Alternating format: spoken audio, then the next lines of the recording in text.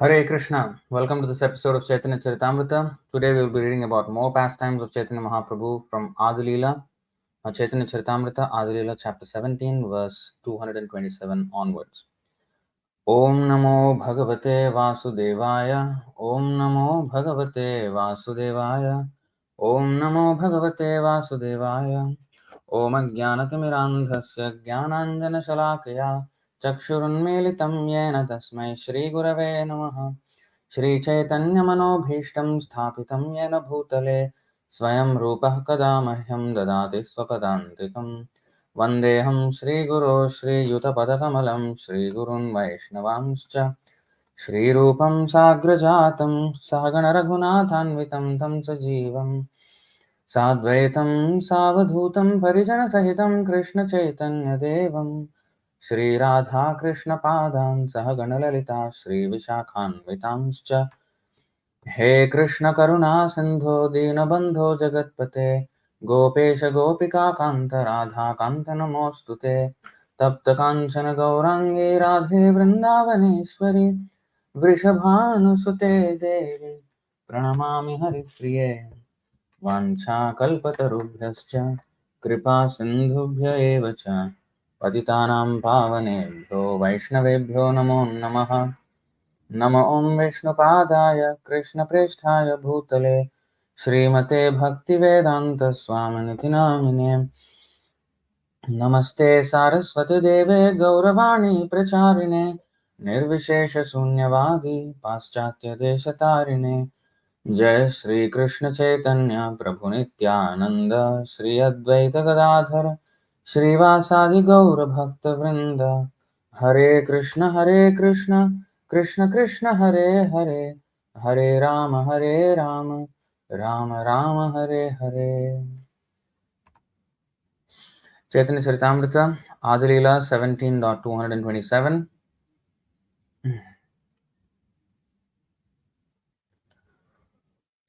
एक दिन श्रीवासेर मंदिरे गोसाई नित्यानंद संगे नृत्य करे दुई भाई. So Chandkazi episode we have finished in the last episode. So here more pastimes are delineated. One day the two brothers, Lord Nityananda Prabhu and Sri Chaitanya Mahaprabhu, were dancing in the holy house of Srivas Thakur. It was also called Srivas Angan, the courtyard of Srivas Thakur. Shrivas पुत्रेर ताहा होइलो परलोक तबु श्रीवासेर चित्ते ना जन्मिलो शोक. So this is very peculiar. Translation. At that time a calamity took place. Srivas Thakur's son died. Yet Srivas Thakur was not at all sorry. You see? What kind of detachment is that? मृतपुत्र मुखे कोइलो ज्ञानेर कथन आपने दुई भाई होइला श्रीवास नंदन. Sri Chaitanya Mahaprabhu caused the dead son to speak about knowledge, and then the two brothers personally became the sons of Srivas Thakur. So, purport. This incident is described as follows by Srila Bhaktivinoda Thakur in his Amrita Pravaha Bhashya. Amrita Pravaha Bhashya is the commentary of Bhaktivinoda Thakur on Chaitanya Charitamrita. One night, while Sri Chaitanya Mahaprabhu was dancing with his devotees at the house of Srivas Thakur, one of Srivas Thakur's sons, who was suffering from some disease, died. Srivas Thakur was so patient, however, that he did not allow anyone to express sorrow by crying, for he did not want the kirtan going on at his house to be disturbed. Thus, kirtan continued without a sound of lamentation, but when the kirtan was over, Chaitanya Mahaprabhu, who could understand the incident, declared, "There must have been some calamity in this house." When he was then informed about the death of Srivas Thakur's son, he expressed his regret, saying, "Why was this news not given to me before?" He went to the place where the son was lying dead and asked him, "My dear boy, why are you leaving the house of Srivas Thakur?" The dead son immediately replied, "I was living in this house as long as I was destined to live here. Now that the time is over, I am going elsewhere according to your direction. I am your eternal servant, a dependent living being. I must act only according to your desire. Beyond your desire, I cannot do anything. I have no such power. Hearing these words of the dead son, all the members of Srivas Thakur's family received transcendental knowledge. Thus, there was no cause for lamentation.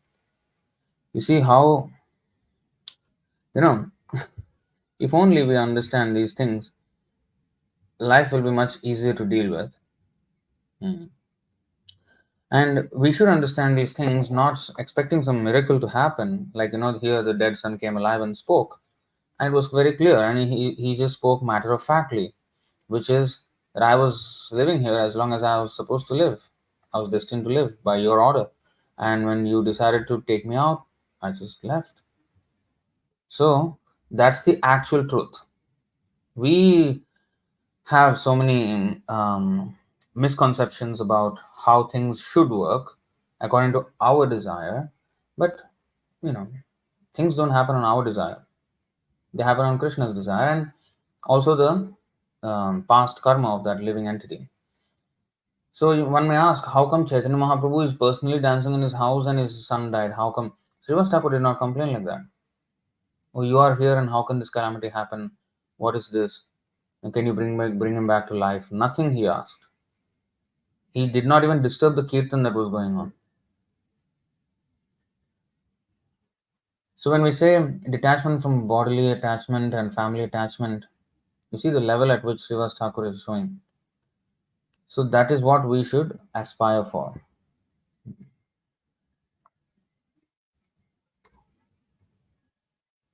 And he said, you see, beyond your desire, I cannot do anything. I have no such power. This is the thing. People may, especially the atheists, they try to show everybody that they are the controller. But when death comes, they can do nothing. They may make big plans of how to extend life, um, anti-aging. They call it all these things, but they cannot suppress the fact that they're going to die. They may console themselves, hoping that they would live, but they would die one day. And after that, where they will go is not in their hands. Whatever they have done, Krishna will reward them accordingly. Whatever they have done in their life. So this is the actual truth.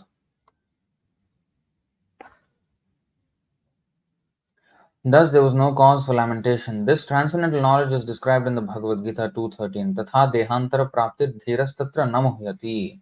You see, this is the second chapter of Bhagavad Gita. Dhirastatra namuhyati. Srivas Thakur is just demonstrating what the verse of Bhagavad Gita 2.13 looks like in practical life. I mean, how many of us can do something like that where there is no um, where he was not even feeling sorry for his own son being dead, and he was continuing with the kirtan.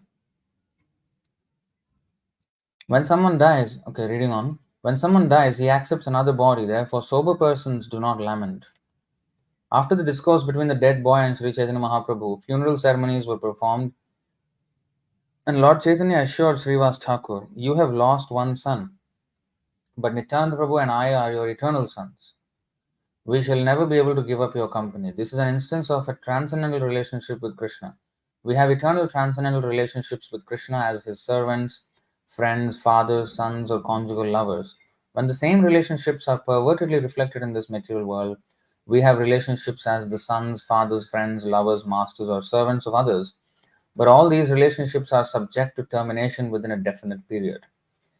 If we revive our relationship with Krishna, however, by the grace of Sri Chaitanya Mahaprabhu, our eternal relationship will never break to cause our lamentation.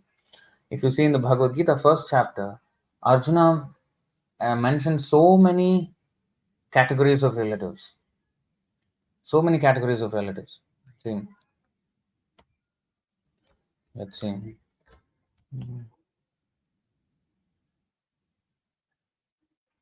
26.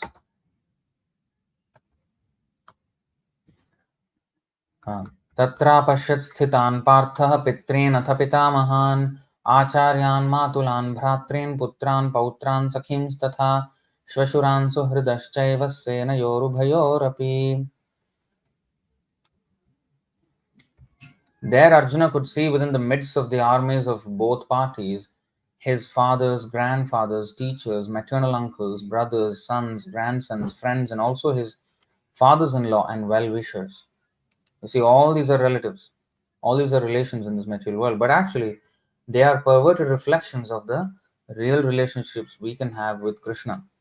So, when we disregard our relationship with Krishna, then these relations with our material bodily affiliation will become prominent in our minds, and eventually they will cause us great amount of distress. See, तत्समीक्षस कौन्तेयः सर्वान् बन्धून् अवस्थितान् कृपया परयाविष्टो विषीदन्नगमब्रवीत्.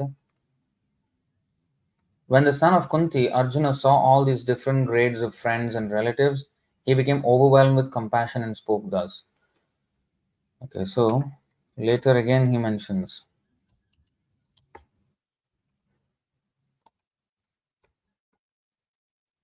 किं no राज्येन Govind किं भोगैर्जीवितेन वा येषामर्थे काङ्क्षितं no राज्यं भोगाः सुखानि च त इमेव स्थिता युद्धे प्राणां त्यक्त्वा धनानि च आचार्याः पितरः पुत्रास्तथैव च पितामहाः मातुलाः श्वशुराः पौत्राः श्यालाः सम्बन्धिनस्तथा एतान्न हन्तुमिच्छामि घ्नतोऽपि मधुसूदन अपि त्रैलोक्यराज्यस्य हेतोः किं नु मही कृते निहत्य धार्तराष्ट्रान्नः का प्रीतिः स्यात् Janardan. You see, O Govinda, of what avail to us are a kingdom, happiness, or even life itself, when all those for whom we may desire them are now arid on this battlefield? O Madhusudana, when teachers, fathers, sons, grandfathers, maternal uncles, fathers in law, grandsons, brothers in law, and other relatives are ready to give up their lives and properties and are standing before me, why should I wish to kill them, even though they might otherwise kill me? O maintainer of all living entities, I am not prepared to fight with them even in exchange for the three worlds, let alone this earth. What pleasure will we derive from killing the sons of Dhritarashtra? See, so much his concern was for his family members, and what happiness will there be? Ka priti syad janardana. So he was calculating his own priti, not his priti for Krishna. How much are we attached to Krishna? No. He was considering his own sense gratification, that he wants to stay in the association of his relatives, like that. He was calculating. Yeah. You see, स्वजनं हि कथं हत्वा सुखिनः स्याम Madhav. You see, पापमेवाश्रयेदस्मान् हत्वैतानाततायिनः तस्मान्नार्हा वयं हन्तुं धार्तराष्ट्रान् सबान्धवान् स्वजनं हि कथं हत्वा सुखिनः स्याम Madhav. Again, his own personal happiness was the focus. Sin will overcome us if we slay such aggressors. Therefore, it is not proper for us to kill the sons of Dhritarashtra and our friends. What should we gain, O Krishna, husband of the goddess of fortune? And how could we be happy by killing our own kinsmen? So these relationships become very prominent in our life when we do not have the same relation with Krishna. And therefore, Bhaktisiddhanta Saraswati Thakur, he said something very nice. He Englishized this thing. You see, Antilila 20.37.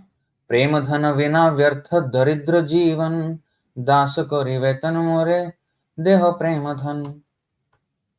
Without love of Godhead, my life is useless. Therefore, I pray that you accept me as your servant and give me the salary of ecstatic love of God. And Bhaktisiddhanta Saraswati made it into an English stanza of a poem. He said, life is useless. Life without love is poor and useless, they say. They say means the materialists. So life without love is poor and useless, they say. Therefore, um, engage me in thy service with love as my pay. So, life without love is poor and useless. Because in this material world, they say when you don't have a wife, when you don't have family, it's a poor life. You're not having the full happiness in life. your life is incomplete and poor, useless. In this way, they categorize, they calculate. So they said, life without love is poor and useless, they say. Employ me in thy service. He's saying to Krishna, employ me in thy service, okay, in your service, with love as my pay. I want, yes, life without love is poor and useless, but not exactly with materialistic relatives, but with Krishna. In fact, those who are having this life with so called material relatives, society, friendship, and love is actually a very poor life. They may calculate it as very fulfilling life, very meaningful life, but unless it is in Krishna consciousness, it is poor and useless life. In fact, it is the cause of all bondage and unlimited future troubles. Right?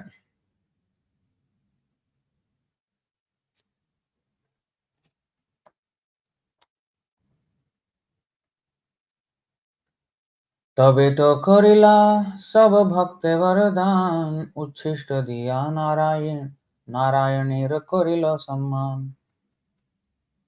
Thereafter the Lord charitably bestowed his benediction upon all his devotees. He gave the remnants of his food to Narayani, showing her special respect. Um, Purport.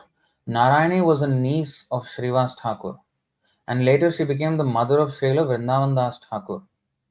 In this connection, the Sahajiyas cite a malicious story that after eating the remnants of Lord Chaitanya's food, Narayani became pregnant and gave birth to Vrindavan Das Thakur. The rascal Sahajiyas may manufacture such false statements, but no one should believe them because they are motivated by enmity against the Vaishnavas. So, what is so bad in this statement, even if it were true, um, that Narayani became pregnant after receiving the prasadam from Chaitanya Mahaprabhu, is that they suggest that there was a sexual relationship. That is the malicious intent. So, in this connection, you see, the Sahajiyas cite a malicious story that after eating the remnants of Lord Chaitanya's food, Narayani became pregnant and gave birth to Vrindavan Das Thakur. So, this is how they say, but nothing of that is true. None of that is true. The rascal Sahajiyas may manufacture such false statements, but no one should believe them because they are motivated by enmity against the Vaishnavas. So you see, there are controversies that these Sahajias and others, so-called Hindus, Pashandis, they bring forward against the Vaishnavas. So many, always. This attack from non-devotees will always be there.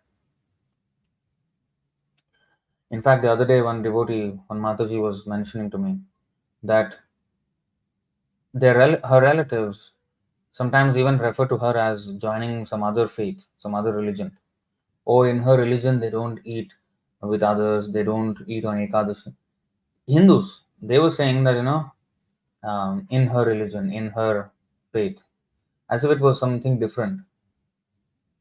Well, it is different because this is actually the transcendental um, religion, Sanatan Dharma. What they are following, the present day Hinduism, is a divorced, is a religion that is divorced from the original purpose of Sanatan Dharma. It is just the external rituals, and they don't even know why they're following them. And yes, it is part of Sanatan Dharma, Vedic religion, but they're losing the track of it. They're just looking at it as some civilizational history, historical value to it. Just because it is, it has been in India for very long, so it has some value because of the history, and that's all. There's no real understanding of the meaning of Sanatan Dharma. What is the purpose of it? श्रीवासेर वस्त्र सिंहे दर्जी जवन प्रभु तारे निज रूप कराइल दर्शन. Translation. There was a tailor who was a meat eater but was sewing garments for Srivas Thakur. The Lord, being merciful to him, showed him his own form. Very interesting. দেখিনু দেখিনু বলে হইল পাগল Prema nritya kore hoilo Vaishnava agal. Pagal means mad, agal means first class. You see? Saying, I have seen, and dancing in ecstatic love as though mad, he became a first class Vaishnava. Purport. There was a Muslim tailor near the house of Srivas Thakur who used to sew the garments of the family. One day he was very pleased with the dancing of Sri Chaitanya Mahaprabhu. Indeed, he was enchanted. The Lord, understanding his attitude, showed him his original form as Krishna. The tailor then began to dance, saying, I have seen, I have seen. He became absorbed in ecstatic love and began to dance with Lord Chaitanya. Thus, he became one of the foremost Vaishnava adherents of Sri Chaitanya Mahaprabhu. Now, you may wonder why? How come? I mean, he was a Muslim, and and as you know, they will eat meat. So, how come he became so fortunate that sometimes even smarta brahmanas they don't become as you know adherent as this Muslim man here? Now, this is the magic. Because he was sewing clothes for Srivas Thakur, somehow he was related. Um, I'll show you.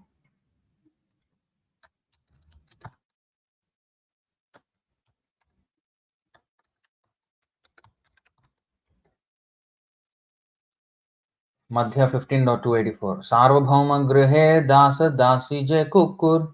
Sheho more priya anya jana rahudur. Everyone in Sarvabhauma Bhattacharya's house is very dear to me, including his maids and servants and even his dog, and what to speak of his relatives. You may ask why Sarvabhauma Bhattacharya is keeping a dog. Well, they don't keep dogs like they do now. They have dogs, at the precincts of the house, just outside the courtyard. And sometimes they affectionately give them some prasadam, like that. But they don't invite the dog inside and, do that kind of thing. But at least, because he was receiving the prasadam from Sarvabhauma Bhattacharya's house, the dog is somehow dear to Sarvabhauma Bhattacharya, right?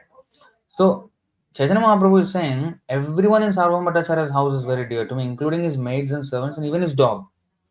So, this shows that the Lord is interested in us only when we are somehow or other connected with a pure devotee of Krishna. So, another example, classic example is what? There are so many examples.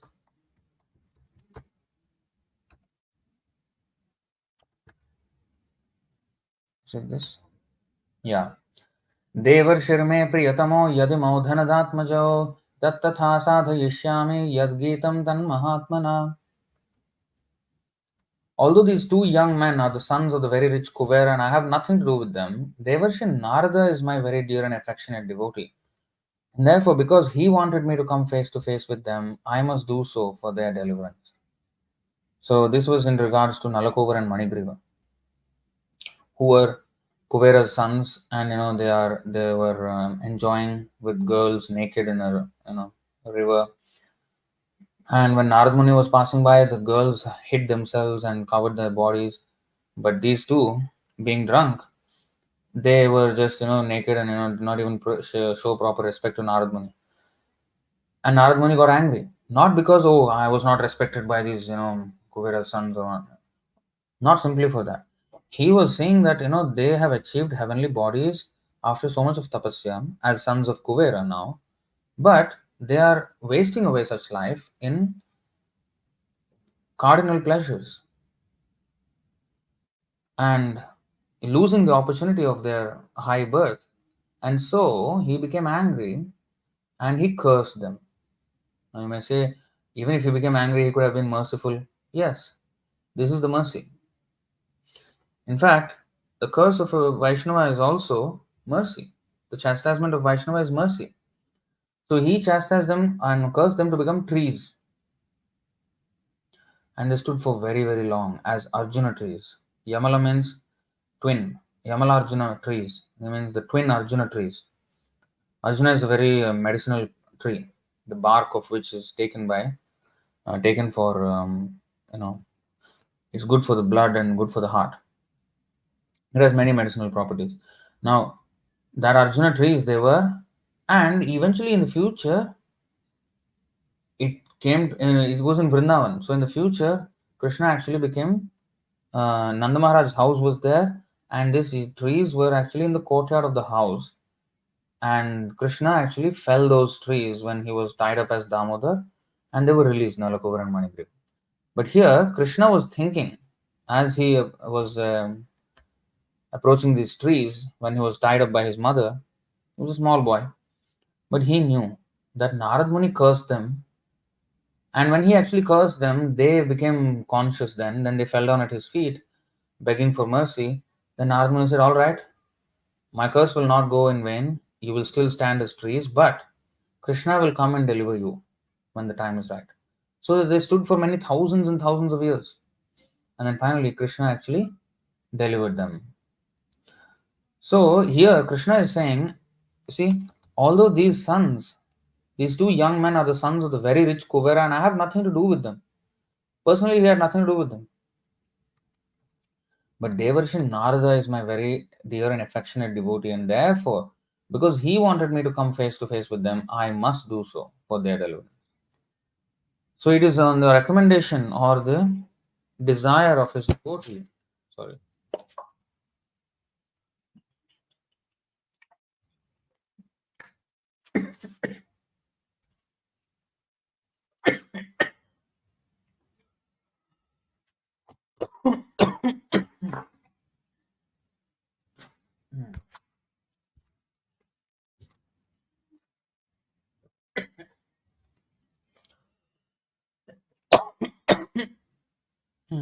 Krishna.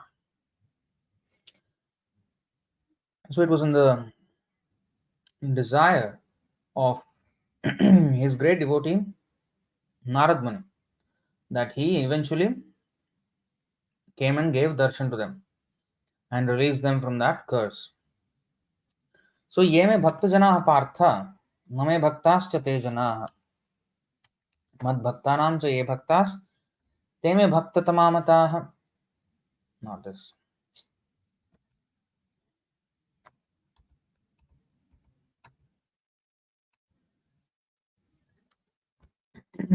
Lord Krishna told Arjuna in the Adi Puran, those who are my direct devotees are not my devotees. But those who are the devotees of my servant are actually my devotees. Even Narad Muni himself, how he became a great devotee. He just was a son of a maid servant and he had no father. In that would mean that she was not sure of who the father was. You can imagine. It was not a very high grade woman, but when the Bhaktivedantas, the pure devotees, were there in the Chaturmasya, rainy season, she somehow, along with her 5-year-old son, were serving the devotees.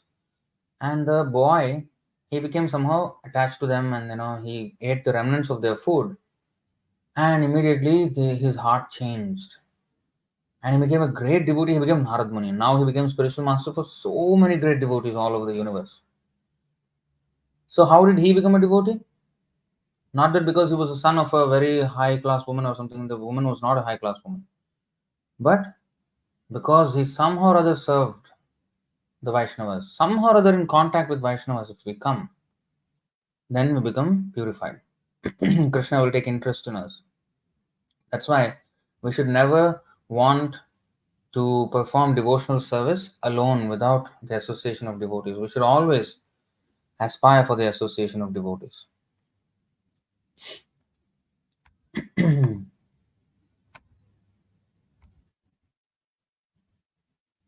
Here, the Muslim man, he was a tailor of Srivas Thakur.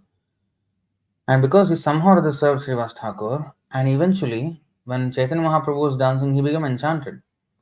Well, the so called Smartha Brahmanas were also seeing him dancing, but they were envious and they complained to the Chandkazi, oh, he is spoiling our religion. Whereas he was from so called other religion, but he appreciated. So, somehow, if we appreciate Chaitanya Mahaprabhu somehow or other, then we will get benefited, however fallen we may be.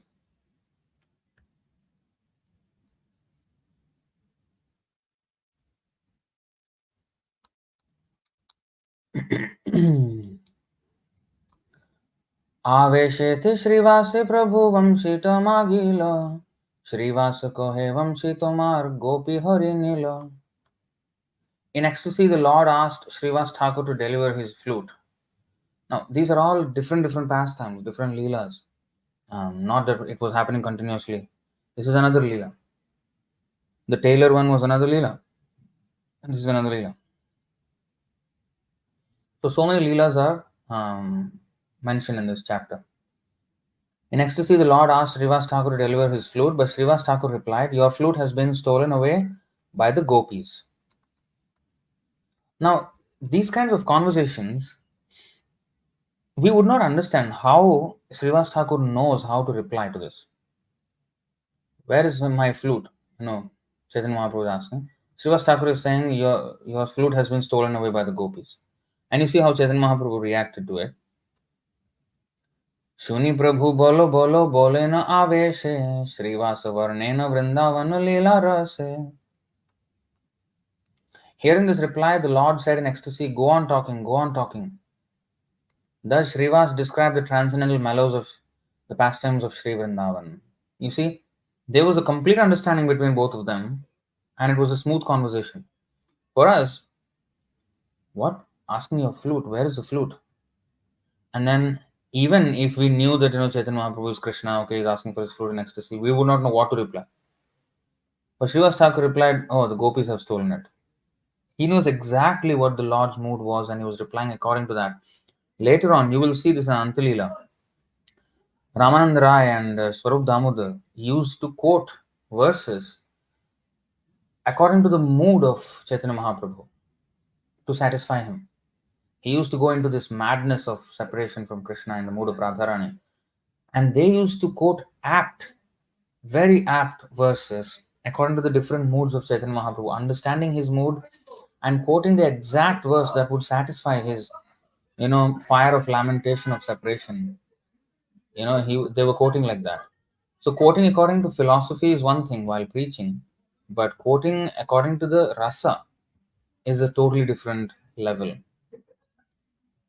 So thus Srivas described the transcendental mellows of the pastimes of Sri Vrindavan.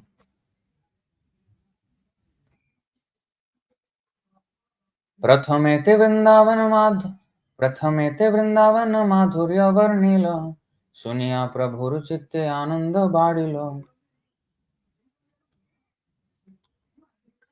In the beginning, Srivas Thakur described the transcendental sweetness of Vrindavan's pastimes.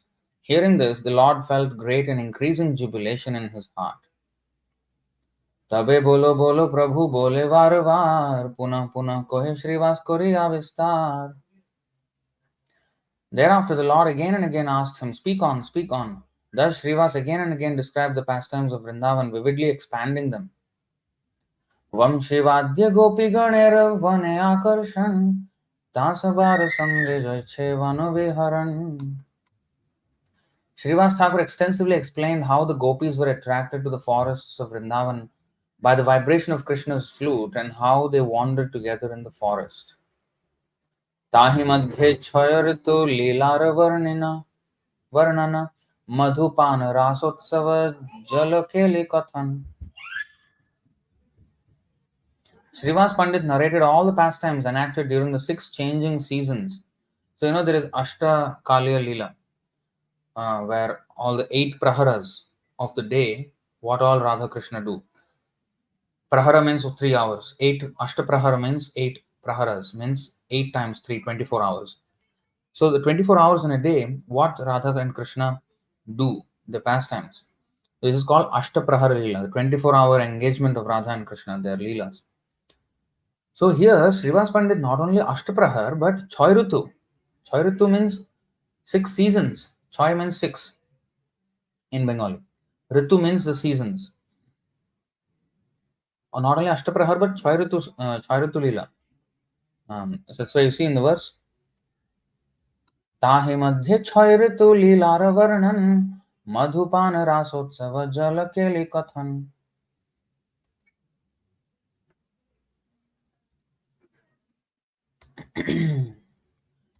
Srivas Pandit narrated all the pastimes enacted during the 6 changing seasons. He described the drinking of honey, the celebration of the Rasa dance, the swimming in the Yamuna, and other such incidents.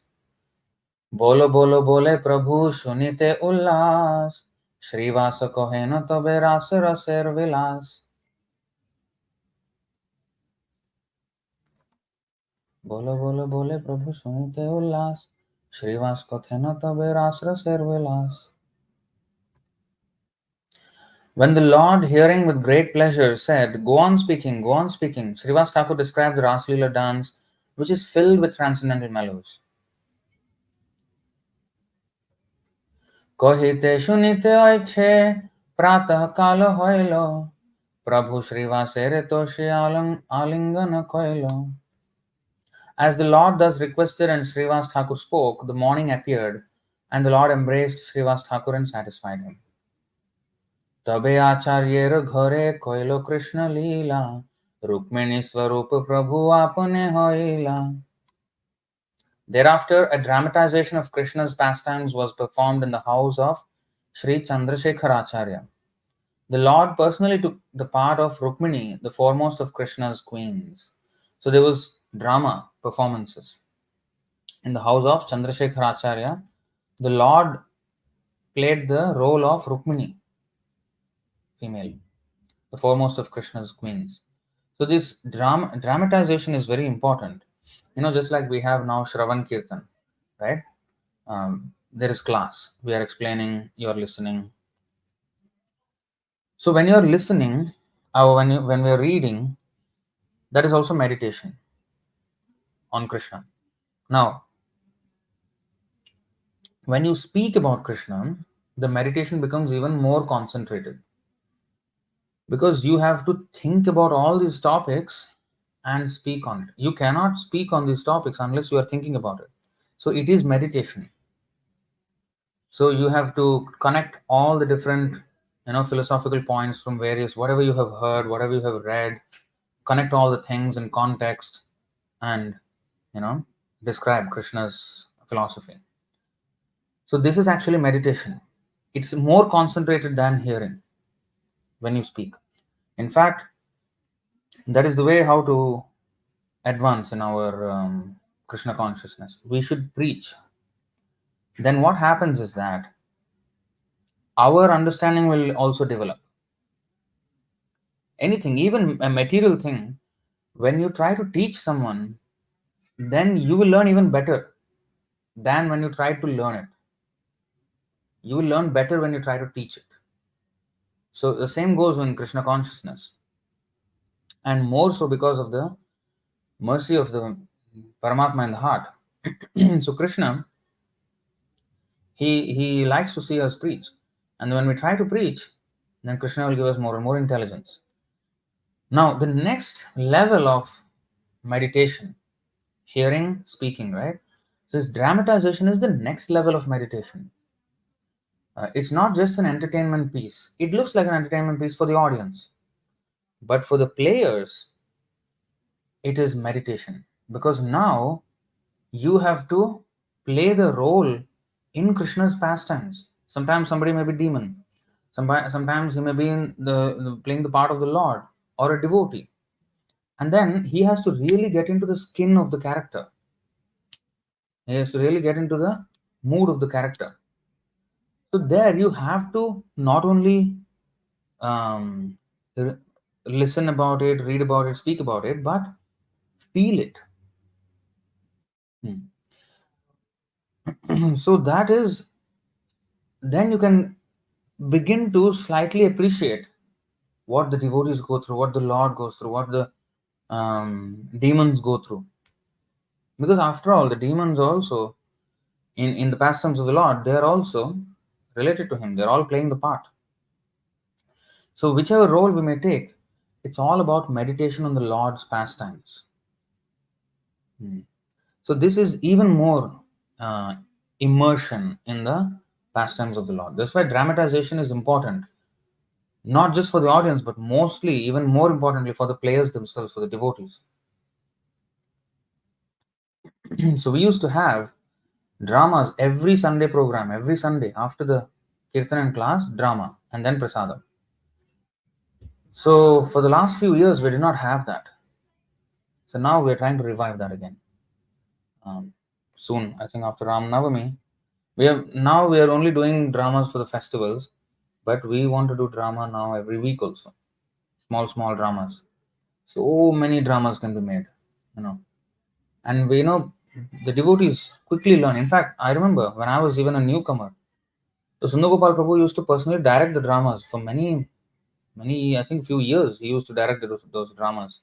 And every Friday night, devotees would come from their offices and whatever. And I used to stay in the temple at the time. So we all used to come and practice a drama.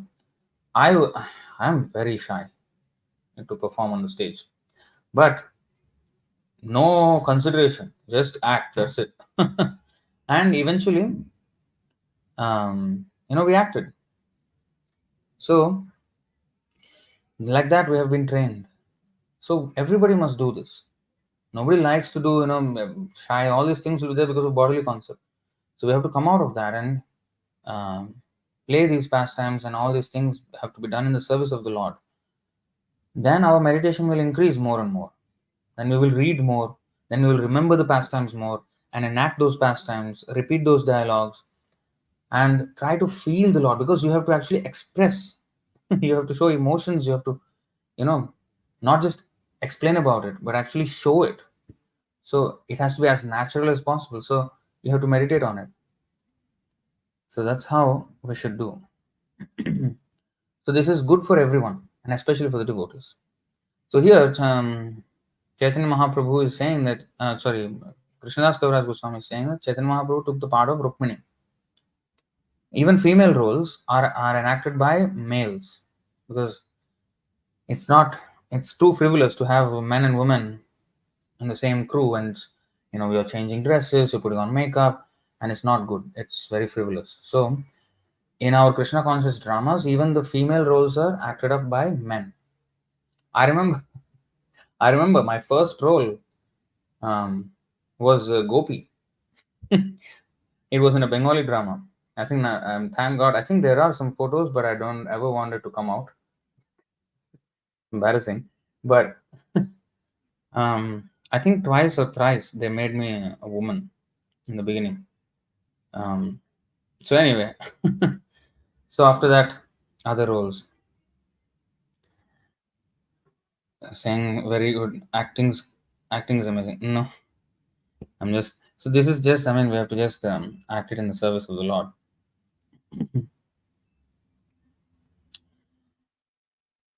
So कभु दुर्गा लक्ष्मी होय कभु वाचित शक्ति खाटे वसे भक्त गणे दिला प्रेम भक्ति. The Lord sometimes took the part of goddess Durga, Lakshmi, the goddess of fortune, or the chief potency Yogamaya. Sitting on a cot, he delivered love of Godhead to all the devotees present. एक दिन महाप्रभुर नृत्य अवसाने एक ब्राह्मणी आसी धरिलो चरणे.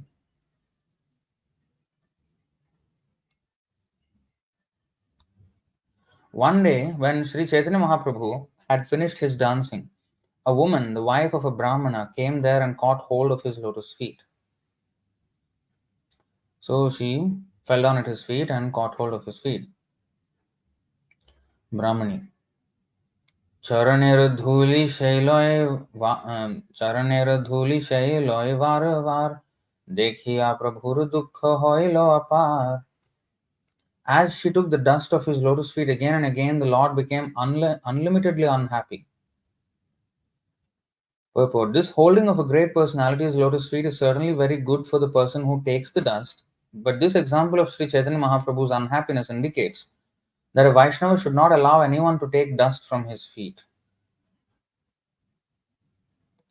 One who takes the dust of a great personality's lotus feet transfers his sinful activities to that great personality. You see, one who takes the dust of a great personality's lotus feet must transfer his sinful activities to that great personality. Unless the person whose dust is taken is very strong, he must suffer the sinful activities of the person who takes the dust. Therefore, ordinarily, it should not be allowed.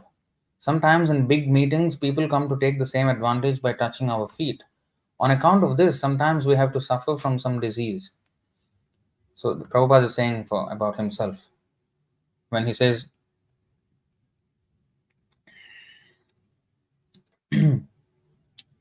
Sometimes in big meetings, people come to take the same advantage by touching our feet. When he's saying our feet, he's referring to himself. This is the humble way of saying, instead of saying my feet, our feet. So that is that I have noticed this with Prabhupada. Prabhupada, the way he writes, our, he puts it in plural so that it's not, the focus is not on him. It's a humble way of saying it, but actually he's referring to his own feet. Take the same advantage by touching our feet. On account of this, sometimes we have to suffer from some disease. So he's referring to himself. I have to suffer from something. So he had to suffer from some disease when people touched his feet. And that's what he's mentioning, but he's mentioning it in first person plural. It's out of humility.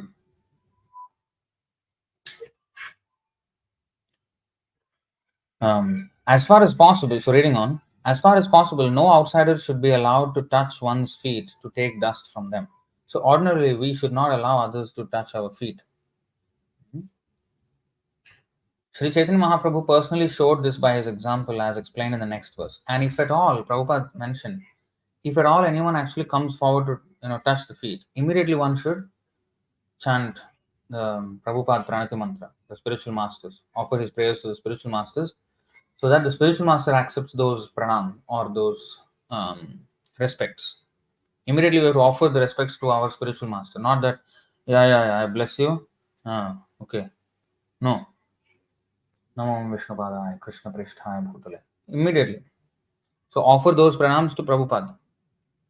Because, we should not become proud. Not only proud, but also take their karma. We are not strong enough. But of course, out of respect, they may do sometimes. So immediately we have to offer it. We should try to avoid them touching our feet.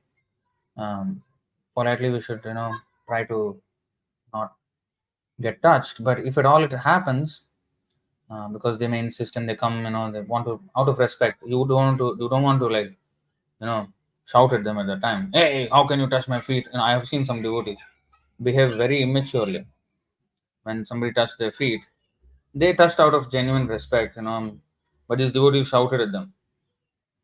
Hey, how can you touch my feet? Your karma I have to take. Is it? Wow, I'm doing a sadhana every day, and you are touching my feet. Now all my your sinful activities I will get. This was how he was shouting. That's not how you do it. That's stupidity. One should politely try to say no, I'm not so great or something. And if at all they touch Hare Krishna, then immediately internally we have to pray to Prabhupada, Namo Vishnupadaya Krishna Krishna, if at all it happens. So not that you shout at the person, hey, your karma I'm taking, why are you sending me to hell? Easy for you, you want to escape your karma and then you touch my feet. That's how he was shouting at this person. This is nonsense. That's not how we deal with people. They were just stunned, they did not think about so much. They just, because in their culture, Indian culture, it is there. They have to touch the sadhu's feet or something. But they were shocked to hear what he had to say. So we have to do it tactfully. से क्षणे धाया प्रभु गंगाते पड़िल नित्यानंद हरिदास धरे उठाइल. Immediately he ran to the river Ganga and jumped in to counteract the sinful activities of that woman. Lord Nityananda and Haridas Thakur caught him and raised him from that river. Purport. Sri Chaitanya Mahaprabhu is God himself, but he was playing the part of a preacher. Every preacher should know that being allowed to touch a Vaishnava's feet and take dust may be good for the person who takes it, but is not good for the person who allows it to be taken. As far as possible, this practice should ordinarily be avoided. Only initiated disciples should be allowed to take this advantage. That means only initiated disciples can, sometimes touch the feet of the guru, because they are at least following something. Because if some completely sinful person and then out of culture he has respect for sadhus, but he himself in his life is very sinful, if they come and touch uninitiated people, that should be avoided. And that advantage of touching the feet of saintly people should be only be available for the initiated devotees. That's what he's saying. Not that sometimes people may misunderstand this. Oh, only initiated disciples should be allowed to take this advantage, not others. That means, oh, initiated devotees can allow other people to touch their feet. No. That's not what he's saying. I don't know. Sometimes people don't understand the English Very well, the grammar. Prabhupada is saying only initiated disciples can touch the feet of the Guru or some senior devotee, because in that way, that person doesn't have to suffer too much. Others who are just sinful, not following anything, should not be allowed to touch. Bhaktisiddhanta Saraswati Thakur, when he used to give big, big speeches, and you know, thousands of people, they used to flock at his feet and try to touch him. So what they used to do, the what is it say, stampede that was going on for among the people to touch his feet was so dangerous that the organizers of that talk was, what they did, they washed his feet, the devotees, they they collected the water, mixed the water in some big drum of water, and put the drum there, and then people were all, putting the water on their, sprinkling the water on their head like that. All the thousands of people who attended the big pandal program. So he did not want his feet to be touched, but because there was such a big commotion and everybody was coming, and how to handle that. And so the devotees decided, okay, we'll wash your feet and then give that water and mix it with a big drum of water and let them, have it. And Bhaktisiddhanta Saraswati Thakur was, taken inside. So you see, there is this thing.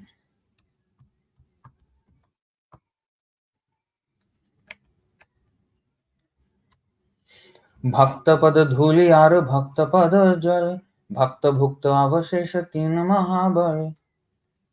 The dust of the feet of a devotee, one. The water that has washed the feet of a devotee, two. And the remnants of food left by a devotee are three very powerful substances.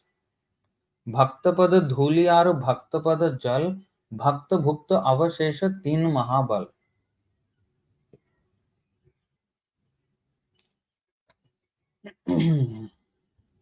So reading on, those who are full of sinful activities should generally be avoided. So next verse. Vijaya acharyer ghare se ratre rahila, prata kale bhakta sabe ghare laya gela. That night the Lord stayed at the house of Vijaya Acharya. In the morning the Lord took all his devotees and returned home. एक दिन गोपी भावे गृहे ते वसिया गोपी गोपी नाम लय विषण्ण रहया. One day the Lord, in the ecstasy of the gopis, was sitting in his house. Very morose in separation, he was calling Gopi, Gopi. एक पड़ुया आयलो प्रभु के देखिते गोपी गोपी नाम सुनी लागिलो बोलिते. A student who came to see the Lord was astonished that the Lord was chanting Gopi Gopi. Thus he spoke as follows. Krishna nama nalaukena, Krishna nama dhanya, Gopi Gopi bolile va kiba hoy punya. Why are you chanting the names Gopi Gopi instead of the holy name of Lord Krishna, which is so glorious? What pious result will you achieve by such chanting? Purport. It is said, Vaishnavar Kriyamudra Vigyahana Bujhoy. CC Madhya 23.39. No one can understand the activities of a pure devotee. A student or neophyte devotee could not possibly understand why Sri Chaitanya Mahaprabhu was chanting the name of the gopis, nor should the student have asked the Lord about the potency of chanting Gopi Gopi. The neophyte student was certainly convinced of the piety in the chanting of Krishna's holy name, but this sort of attitude is also offensive. Dharma vrata tyaga hutadi sarva shubha kriya samyam api pramada. To chant the holy name of Krishna in exchange for the achievement of piety is an offense. Because he's saying what? Chanting Krishna's name is dhanya, is pious, but what punya you will get by chanting Gopi's name. So he was chanting Krishna's name to get punya. So that is an offense. This, of course, was unknown to the student, thus he innocently asked, what piety is there in the chanting of the name Gopi? He did not know that there is no question of piety or impiety. The chanting of the holy name of Krishna or the holy name Gopi is on the transcendental platform of loving affairs. Since he was not expert in understanding such transcendental activities, his question was merely impudent. Impudent means lacking respect, audacious. Maryada Vyatikrama, transgressing the codes of morality or etiquette in how to deal with a senior. Thus, Sri Chaitanya Mahaprabhu, apparently greatly angry at him, reacted as follows. So, of course, we are not to imitate Chaitanya Mahaprabhu and chant Gopi Gopi or something else. We cannot do that. That boy's question would have been correct if he asked his fellow classmate or somebody. But somebody who's as exalted as Chaitanya Mahaprabhu, Krishna himself, he should not have asked. Because Chaitanya Mahaprabhu was doing it in another ecstatic mood. It is not for the common man to emulate. Hmm? But he should not have asked him like that. Um, शुनि प्रभु क्रोधे कइलो कृष्णे दोषोद्गार ठेंगा लइया उठिला प्रभु पड़ुया मारी बार. Hearing the foolish student, the Lord became greatly angry and rebuked Lord Krishna in various ways. Taking up a stick, he rose to strike the student. Rebuked Lord Krishna in various ways. Right. Dosha Udgar. Krishna. That's interesting. He rebuked Krishna in various ways. Maybe in his ecstasy, he was chanting Gopi Gopi and, maybe he has some anger for Krishna or what in the mood of Radharani. I don't know what was going on. He rebuked Krishna in various ways. Purport. It is mentioned in the Srimad Bhagavatam that when Uddhava came from Lord Krishna with a message for the gopis, okay, you see here is the explanation. When Uddhava came from Lord Krishna with a message for the gopis, all the gopis, especially Srimati Radharani, denounced Krishna in various ways. Such denunciations, however, reflect an exuberant loving attitude that an ordinary man cannot understand. When the foolish student questioned Lord Sri Chaitanya Mahaprabhu, Lord Chaitanya similarly rebuked Lord Krishna in loving exuberance. When Sri Chaitanya Mahaprabhu was in the mood of the gopis and the student advocated the cause of Sri Krishna, Lord Chaitanya was greatly angry. Seeing his anger, the foolish student, who was an ordinary atheistic Smartha Brahmana, foolishly misjudged him. Thus, he and a party of students were ready to strike the Lord in retaliation. Uh, After this incident, Sri Chaitanya Mahaprabhu decided to take sannyas so that people would not commit offenses against him, considering him an ordinary householder. For in India, even now, a sannyasi is naturally offered respect. So you see, this was the reason why he actually accepted sannyas, Chaitanya Mahaprabhu. So even his anger towards the student was not because that student tried to correct him and why are you correcting me? Not even with that. Of course, e- see there are three things here. First thing is, if a person thinks that, oh, this junior has offended me, how dare you offend me? That is anger with, it's a sense gratificatory anger. It's coming from, oh, you're not respecting me, that kind of feeling. My own feelings are the consideration here. The other way, the other situation in which a senior devotee may chastise a junior devotee is when is to he may not be particularly angry about it personally, but he should teach the student that you should not behave like this, that you should not ask somebody who is senior about what is right and what is wrong, because that is also maryada vyatikrama. That's not proper etiquette. That's not proper culture. That's not manners even, basic manners. And what to speak of when you're dealing with a spiritual personality? It goes against Vaishnava etiquette. It's called maryada vyatikrama in Sanskrit. So, to correct the student, although he has no anger that, oh, he is asking me, he may be humble, but in order to educate the student, he may chastise him. How? Why did you ask like that? So that is another anger. The third anger is now Chaitanya Mahaprabhu is showing is completely different from these two. It's not even to instruct that person, but it is in his own ecstasy. Um, you see, and this ecstasy, you see, when Chaitanya Mahaprabhu was in the mood of the gopis and the student advocated the cause of Sri Krishna, this was Radharani. Radharani, if you see Brahmara Gita, let's see.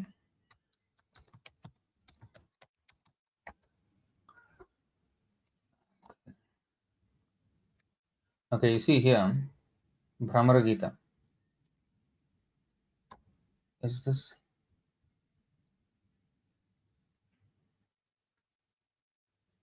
Okay, let's actually see. You can read this on your own if you want on vedabase.io. Let me actually go to the previous verse.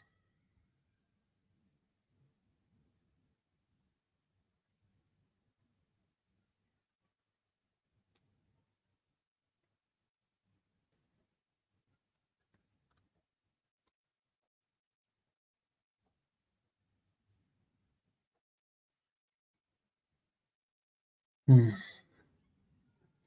Let's see. I wanted to go to the start of this. I think it's 10:47:12 if I'm not wrong. Let's see. Gopyuvacha.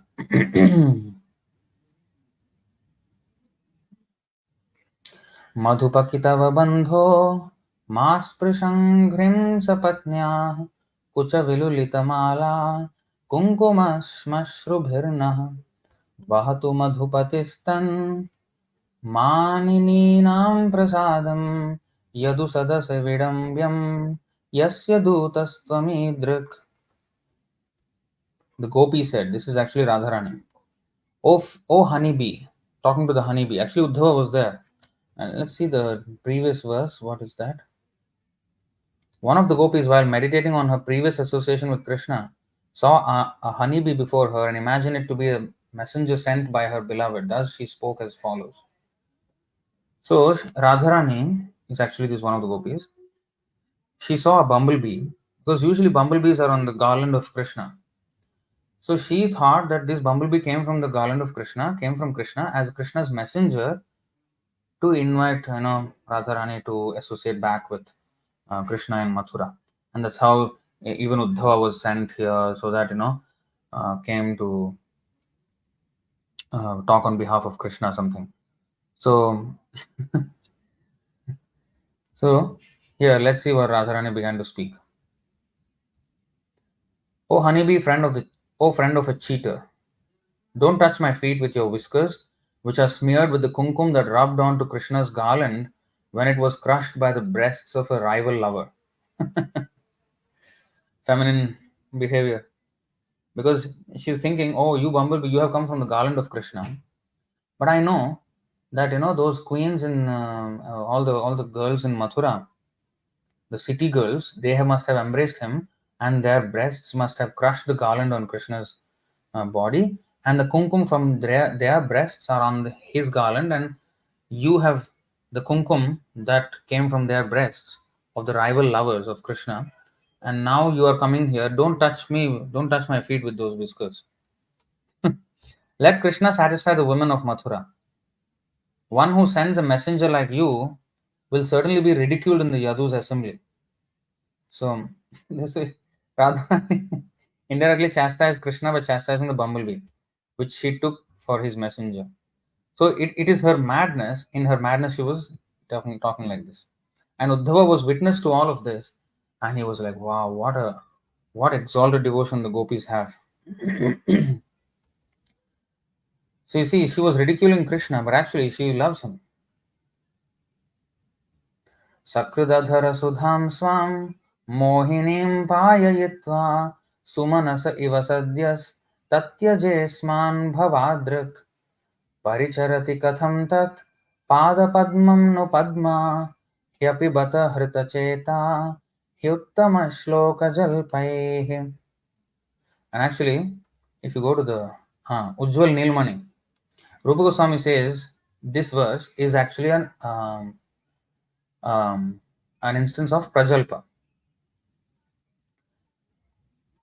You see, Prajalpa, he explains what is Prajalpa. Asuyershyamadayuja yovadhiranamudraya priyasya kaushalodgarah prajalpah satu kirtyate. Prajalpa is speech that denigrates the tactlessness of one's lover with expressions of disrespect. It is spoken in a mood of envy, envy, jealousy, and pride. Kitava bandho expresses envy. The phrase Okay, so the whole explanation is there, you can read. I'm not going to go into all of that. Okay, next. So we have read the verse. The translation. After making us drink the enchanting nectar of his lips only once, Krishna suddenly abandoned us, just as you might quickly abandon some flowers, because you may smell the flower and abandon it. How is it then that goddess Padma willingly serves his lotus feet? Alas, the answer must certainly be that her mind has been stolen away by his deceitful words. So now, again, this is called Chitra Jalpa, a wonderful talk. Different types of Chitra Jalpa. First one was Prajalpa. This is called Parijalpa. Radharani's Parijalpa. So, Rupa Goswami, see how he analyzed. Acharya was so expert. प्रभोर्निदयता शाठ्य चापलाद्युपपादनात् स्वविचक्षणता व्यक्तिर्भङ्ग्या स्यात् परिजल्पितम्. Parijalpa is that speech which, through various devices, shows one's own cleverness by exposing the mercilessness, duplicity, unreliability, and so on of one's Lord.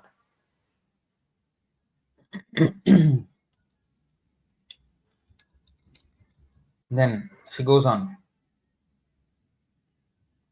किमिह बहुषडङ्घ्रे गायसि त्वं यदूनाम् अधिपतिम् अग्रहाणाम् अग्रतो नः पुराणम् विजयसखसखीनाम् गीयताम् तत्प्रसङ्गः क्षपितकुचरुजस्ते कल्पयन्तीष्टमीष्टः कल्पयन्तीष्टमीष्टाः. O B, why do you sing here so much about the Lord of the Yadus in front of us homeless people? These topics are all news to us. Better you sing about that friend of Arjuna in front of his new girlfriends.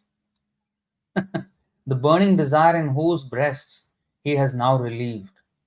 Those ladies will surely give you the charity you are begging. You see how she's talking?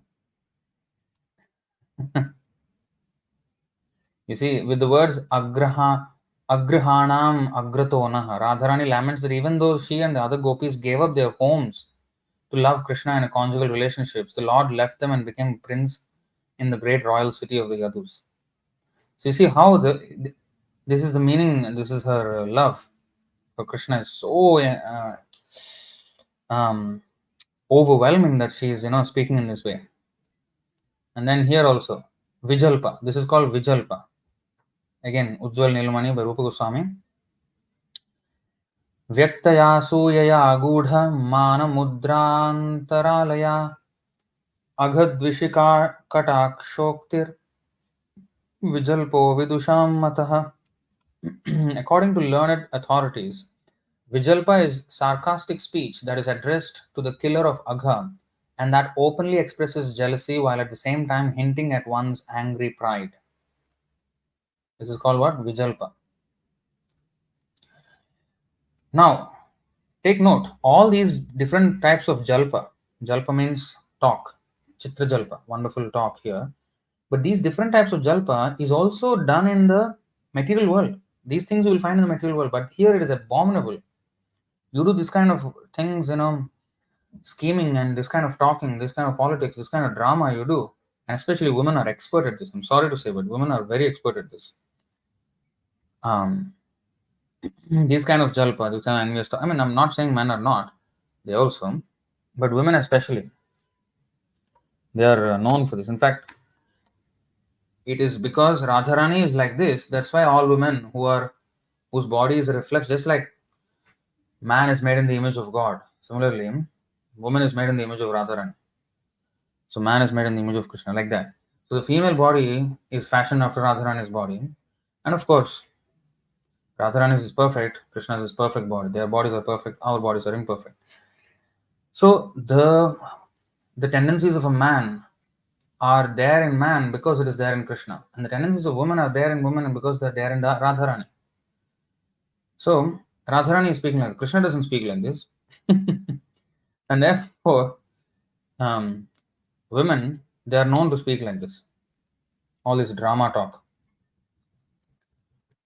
According to learned authorities, Vijalpa is sarcastic speech that is addressed to the killer of Agha and that openly expresses jealousy while at the same time hinting at one's angry pride. Okay, next.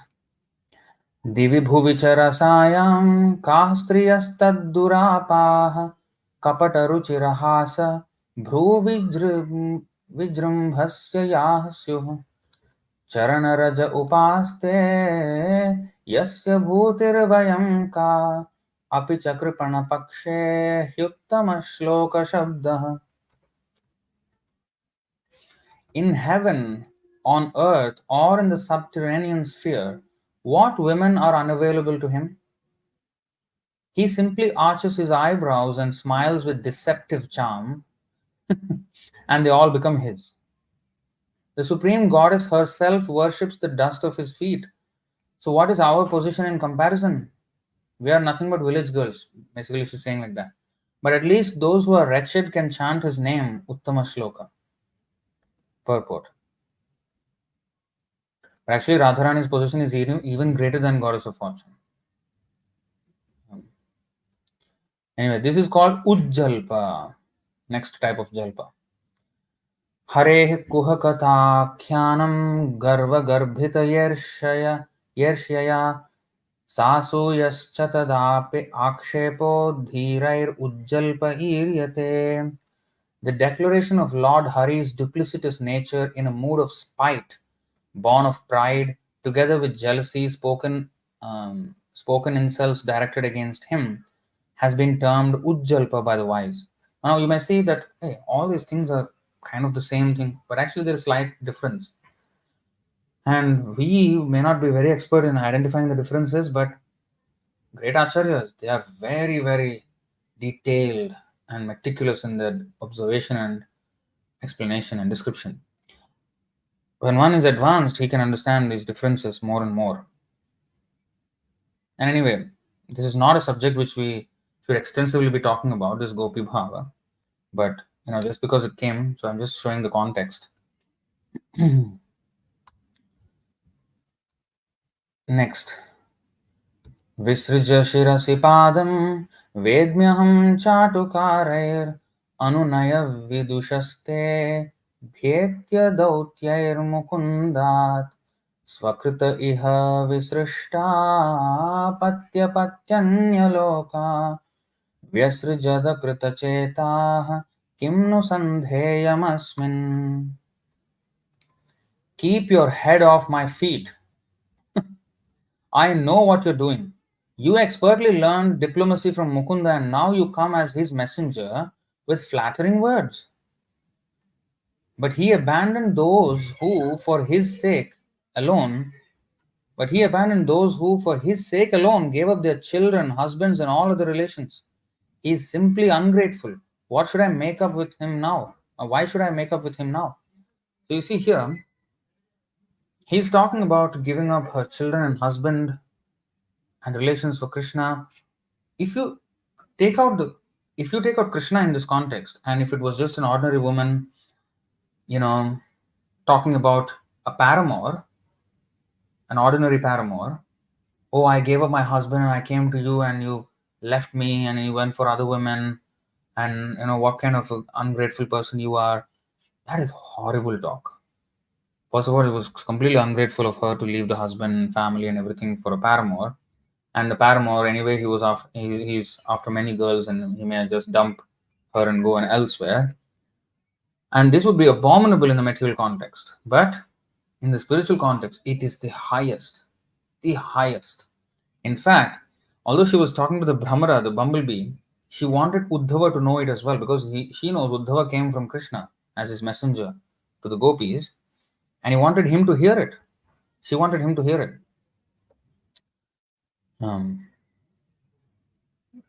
So here, this is called what? Sanjalpa. What is Sanjalpa? Let's see. Solunthaya gahanaya kayapyakshepamudraya tasya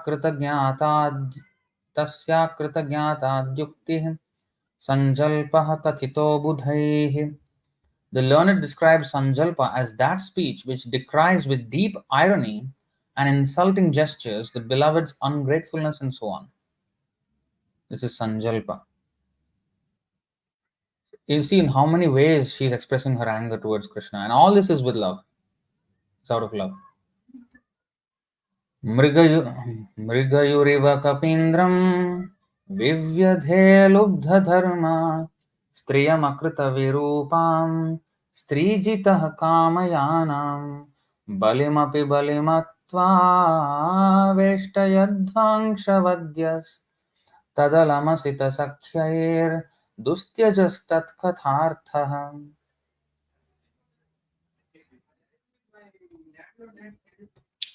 Like a hunter, he cruelly shot the king of the monkeys with arrows. You see, in the avatar of Ram, he killed Sugriva's brother Vali by hiding. So she's meditating on that and seeing, see how he's a cheater. Like a hunter, he cruelly shot the king of the monkeys with arrows. So she's so much meditating on the pastimes of the Lord in this life and the previous life and all his avatars that she's expressing as if it's out of anger, but actually she's meditating. Like a hunter, he cruelly shot the king of the monkeys with arrows because he was conquered by a woman. Because he was conquered by a woman, Ram was conquered by Sita. He disfigured another woman who came to him with lusty desires. And you see how Radharani is looking at him as a fault for doing that. And for killing Vali, for cutting the nose of Surpanakha. And even after consuming the gifts of Bali Maharaj, he bound him up with a rope with ropes as if he were a crow. So let us all give up all. So let us give up all friendship with this dark complexioned boy, even if we can't give up talking about him.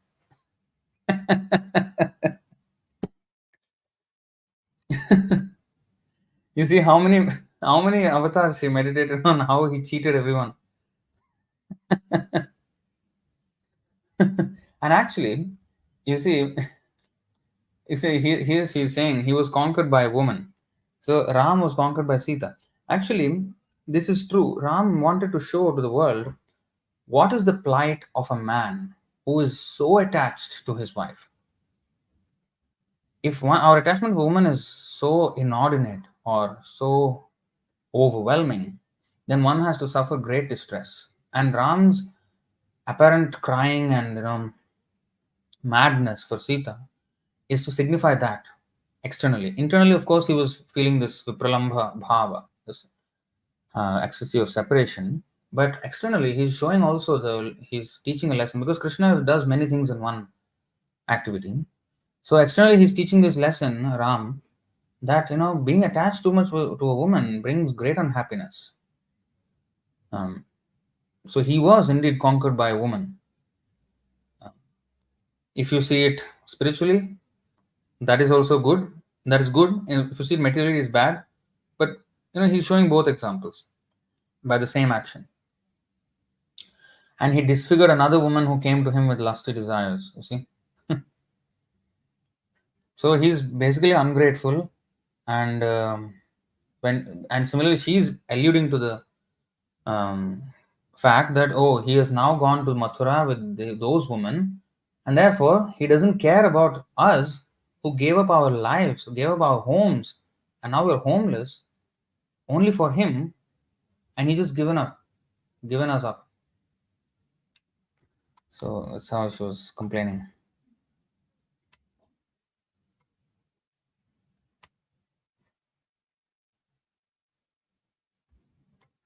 You see here, Srila Prabhupada explains the meaning of this verse as follows. Srimati Radharani said to the bee, "You poor messenger, you are only a less intelligent servant.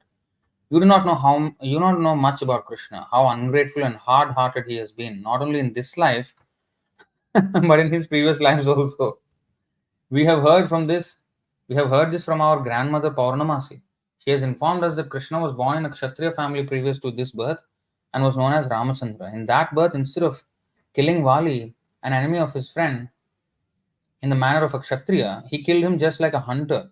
A hunter takes a secure hiding place and then kills an animal without facing it. So Lord Ramachandra as a Kshatriya should have fought with Vali face to face, but instigated by his friend, he killed him from behind a tree. Thus, he deviated from the religious principles of a Kshatriya. Actually, he did not. So, you know, because Ramachandra actually, this accusation is sometimes made about him. But his killing of Vali, later he actually clarifies you are an animal, and a Kshatriya can kill animals during hunting while hiding, and you are an animal, so I have killed you. He was a monkey after all.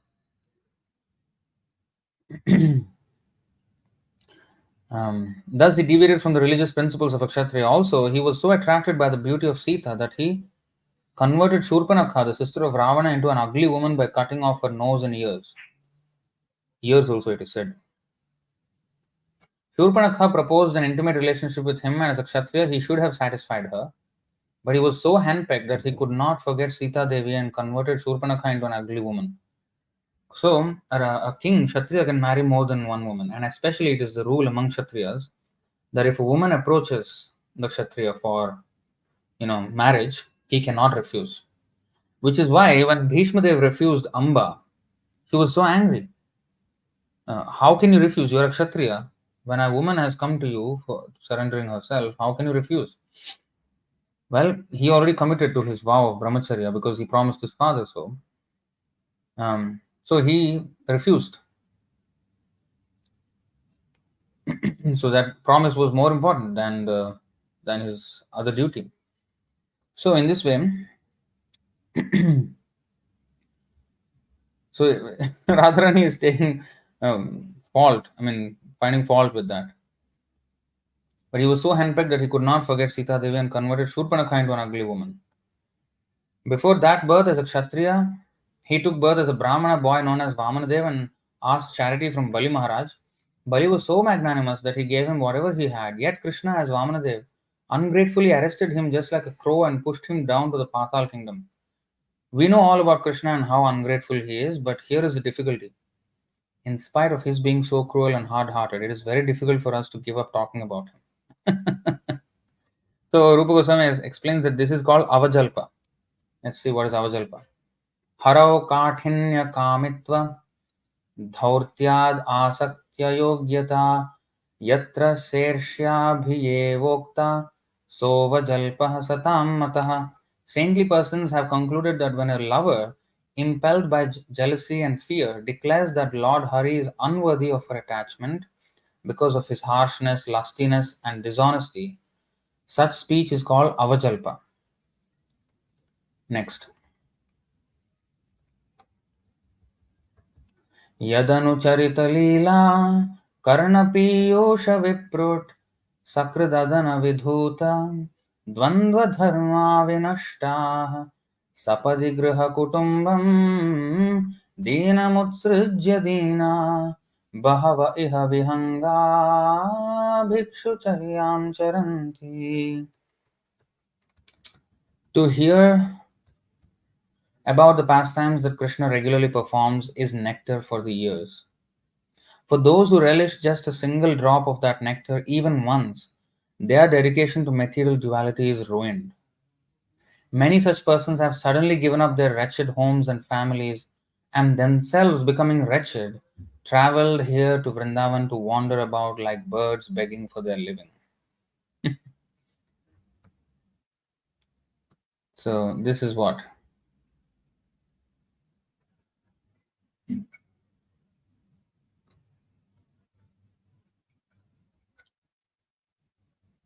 Rupa Goswami says, Abhijalpa. So this is another verse. Vishwanath Chakravarti quotes Rupa Goswami as follows in connection with this verse. Bhangya tyagau chititasya khaganam apikhedanat yatra sanushayam prokta tadbhaveda bhijalpitam. When a lover indirectly states with remorse that her beloved is fit to be given up, such speech uttered like the plaintive crying of a bird is called abhijalpa.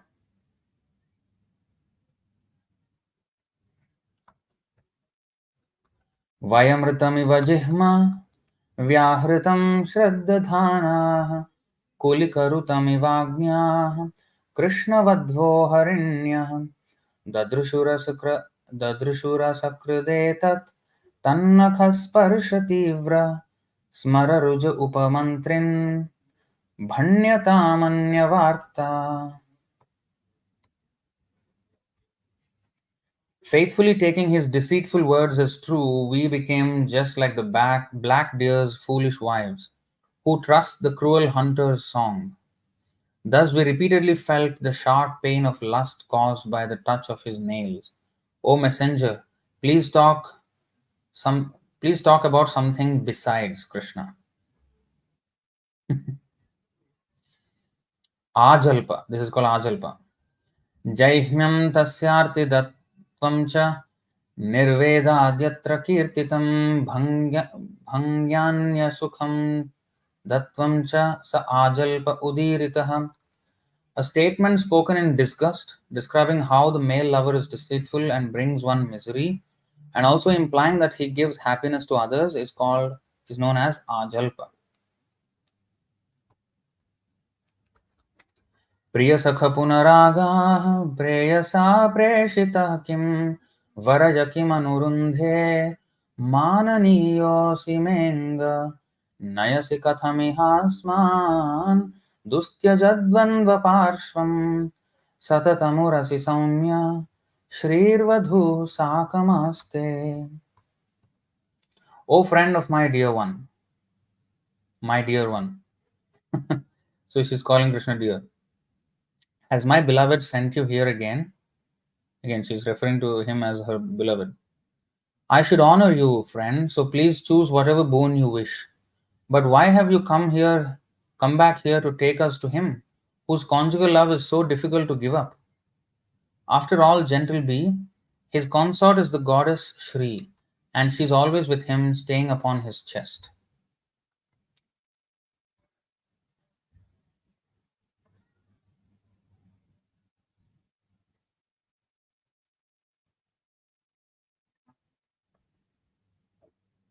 So you can read all this whole thing. I'm just going to. This is called Pratijalpa.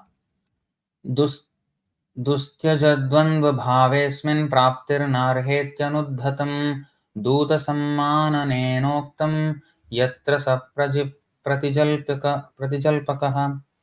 When the lover humbly states that although she is unworthy of attaining her beloved, she cannot give up hoping for a conjugal relationship with him, such words spoken with respect for her beloved's message are called Pratijalpa.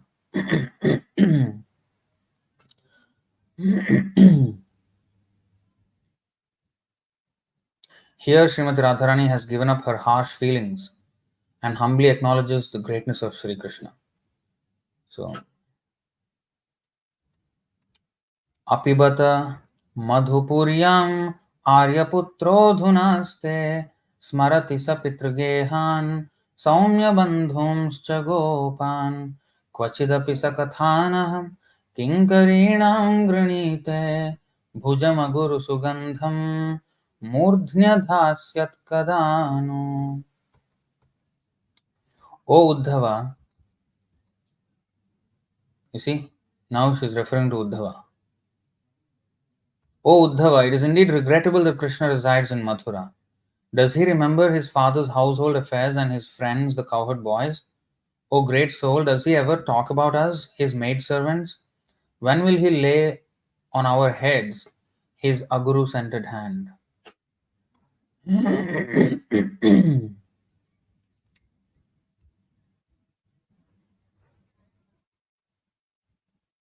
You see? Srimati Radharani thought, since Krishna was once satisfied in Vraja but left for Mathura city, won't he also develop a desire to leave that place and go somewhere else? Mathura is so close to Vrindavan that it's possible he may even come back here. So you see that anticipation of his return, even though it was hopeless, that ecstasy is just a different level. So the whole purport is there. Here, this is called Sujalpa. यत्रार्जवात् स गाम्भीर्यं स दैन्यं सह चापलं सोत्कण्ठं च हरिः पृष्टः स सुजल्पो निगद्यते. When out of honest sincerity a lover questions Sri Hari with gravity, humility, unsteadiness, and eagerness, such speech is known as Sujalpa. So these are called these nine. 12 to 21. 10 kinds of Chitra Jalpa. Divyonmada.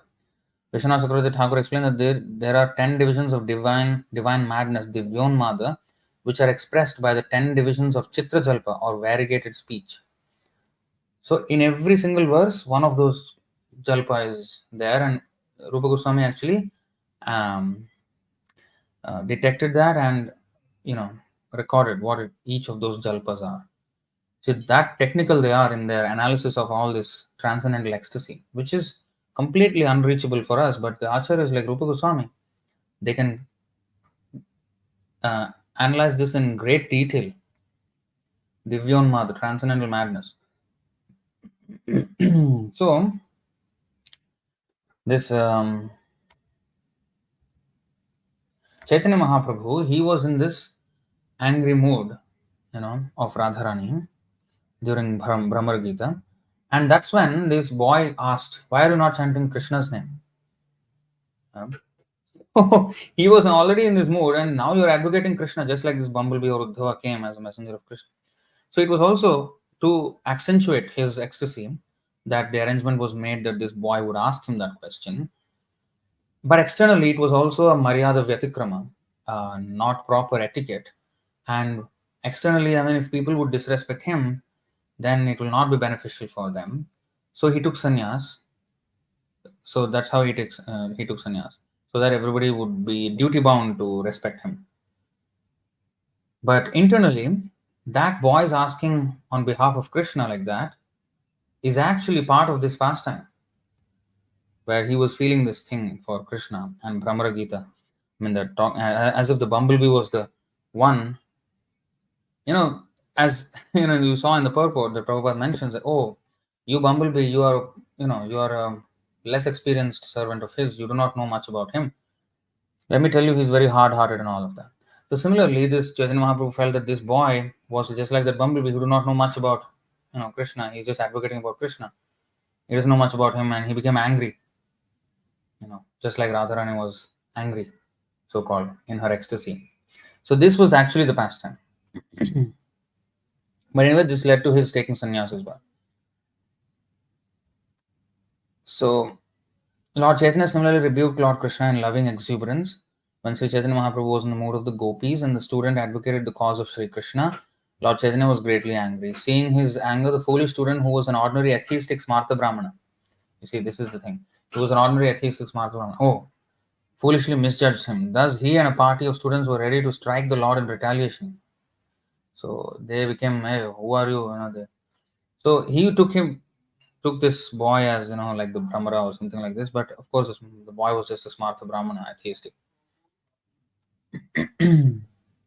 After this incident, Chaitanya Mahaprabhu decided to take sannyas so that people would not commit offenses against him, considering him an ordinary householder. For in India, even now, a sannyasi is naturally offered respect. What is the time? Okay. भये पलाय पड़ुया प्रभु पाछे पाछे धाय आस्ते व्यस्ते भक्तगण प्रभु रे रहाय. The student ran away in fear and the Lord followed him. But somehow or other the devotees checked the Lord. प्रभु रे शांत करे अनिलो निज घरे पड़ुया पालाया गेला पड़ुया सभारे. The devotees pacified the Lord and brought him home, and the student ran away to an assembly of other students. पड़ुया सहस्र जहाँ पड़े एक ठाए प्रभुर वृत्तांत द्विज कोहे तहाँ जाए. The Brahmana student ran to a place where 1,000 students were studying together. There he described the incident to them. Purport. In this verse, we find the word Dvija indicating that the student was a Brahmana. Actually, in those days, only members of the Brahmana class became students of Vedic literature. Schooling is meant especially for Brahmanas. Previously, there was no question of schooling for Kshatriyas, Vaishyas, or Shudras. Kshatriyas used to learn the technology of warfare, and Vaishyas learned business from their fathers or other businessmen. They were not meant to study the Vedas. At present, however, everyone goes to school and everyone is given the same type of education, although no one knows what the result will be. The result, however, is most unsatisfactory, as we have seen in the Western countries especially. The United States has vast educational institutions where everyone is allowed to receive an education, but the result is that most students become like hippies. Higher education is not meant for everyone. Only selected individuals trained in Brahmanical culture should be allowed to pursue a higher education.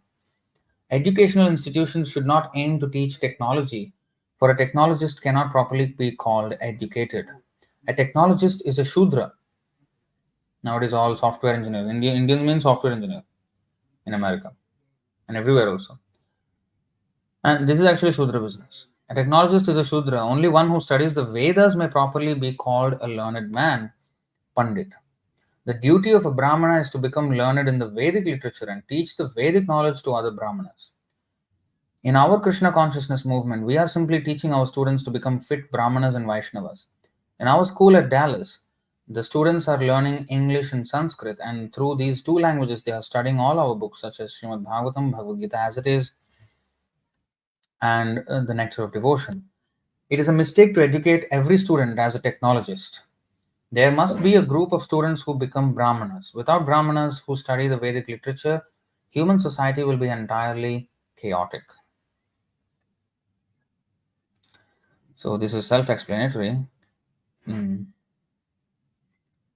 That's why we should be confident. We should be confident in our presentation of the education. We should um, not mince our words when we talk about the current education system. It is full of imperfections. Everybody is trying to become a Shudra, and then nobody is trying to become a Brahmana, and the whole situation is completely chaotic. Everybody is performing sinful activities, and everybody is progressing towards hell.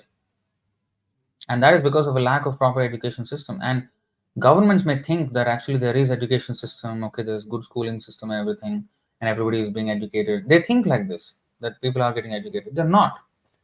They're just taught some means of livelihood, and all Shudra livelihood with no character. Hmm. And not just mundane moral character. It has to be religious. Because ultimately we are servants of Krishna, whether we like it or not. Our human life should be meant for that direction. Otherwise, we are going to pay for it, our karma. So, this education system should be there.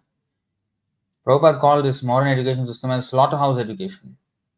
1:122 Bhagavatam purport. So, that is true. Hmm.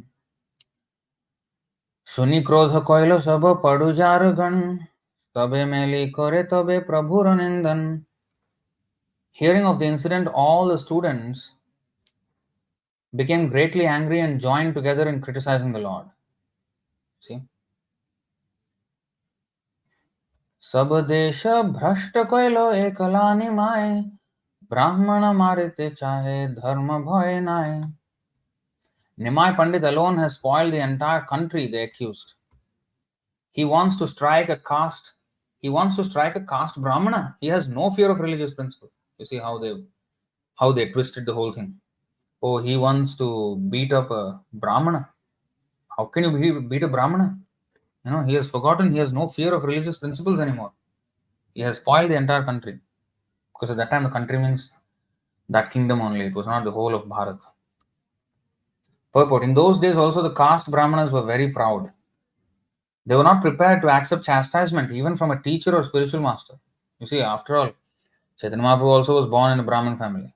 And an elder Brahmana, even if Chaitanya Mahaprabhu was not accepted as God, and even if he just chastised for, personal reason or for correcting the boy, and not for the ecstatic reason that we mentioned, even if that was the case, he should have accepted the punishment. But you see this boy, how impudently he was like, oh, how can he do this? How can he beat a Brahmana boy?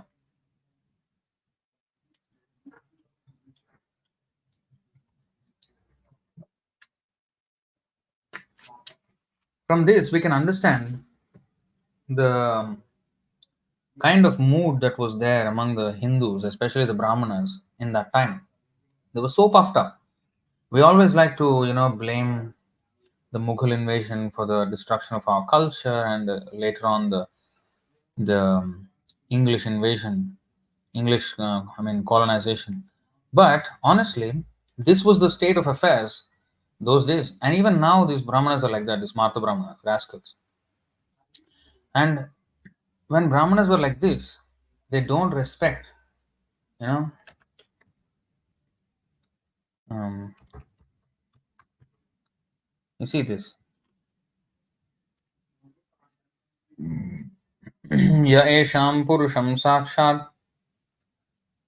आत्मप्रभवमीश्वरं न भजन्त्यवजानन्ति स्थानाद् भ्रष्टाः पतन्त्यधः. Any members of the four varnas and four ashramas who fail to worship the personality of Godhead, the source of their own creation, or who intentionally disrespect Him, will fall down from their position into a hellish state of life. This is what happened to Hindus. Who intentionally disrespect Him will fall down from their position into a hellish state of life. In fact, they went through hell. The Brahmanas were slaughtered by the Muslims.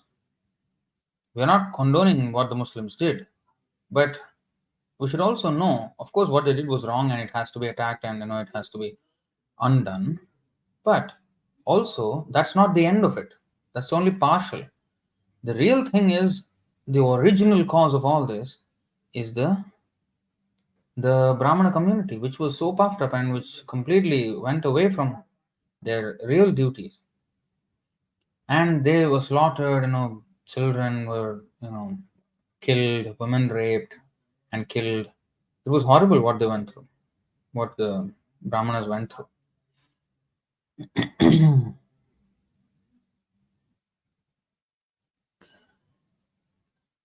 Now, you may ask, no, but that boy was only saying that to chant Krishna's name, and it is say, why are you chanting Gopi's names?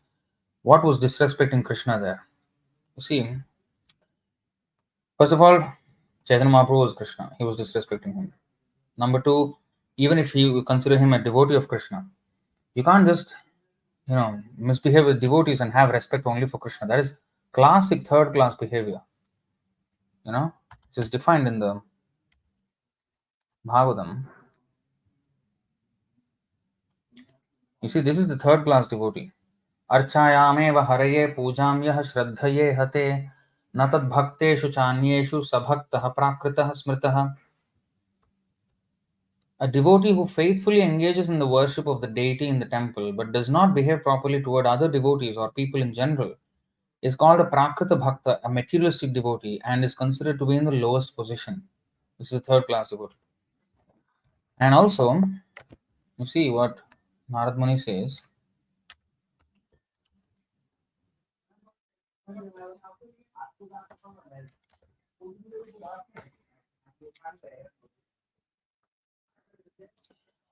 ततोर्चायां हरिं केचित् संश्रद्धाय सपर्यया उपासत उपास्तापि नार्थदा पुरुषद्विषाम्. Sometimes a neophyte devotee offers all the paraphernalia for worshipping the Lord and he factually worships the Lord as the deity. But because he is envious of the authorized devotees of Lord Vishnu, the Lord is never satisfied with his devotional service.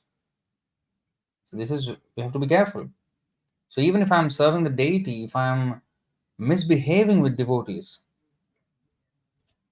then this is the thing. The Lord is not satisfied. He may have full respect for the deities, but if he has no respect for the devotees, the Lord is not happy with that. Okay, so all these things we have to understand.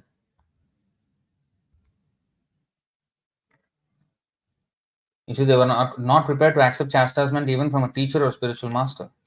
Chaitanya Mahaprabhu actually is a spiritual master. I mean, he's the one who, of course, this boy was a Smartha Brahmana. Not officially Diksha Guru or something like that, but an elder and much advanced devotee. At least as Diksha Guru, they have to take him? No. They, even a guru can't chastise me means what kind of behavior is that? That is not a good behavior for a student. Student should be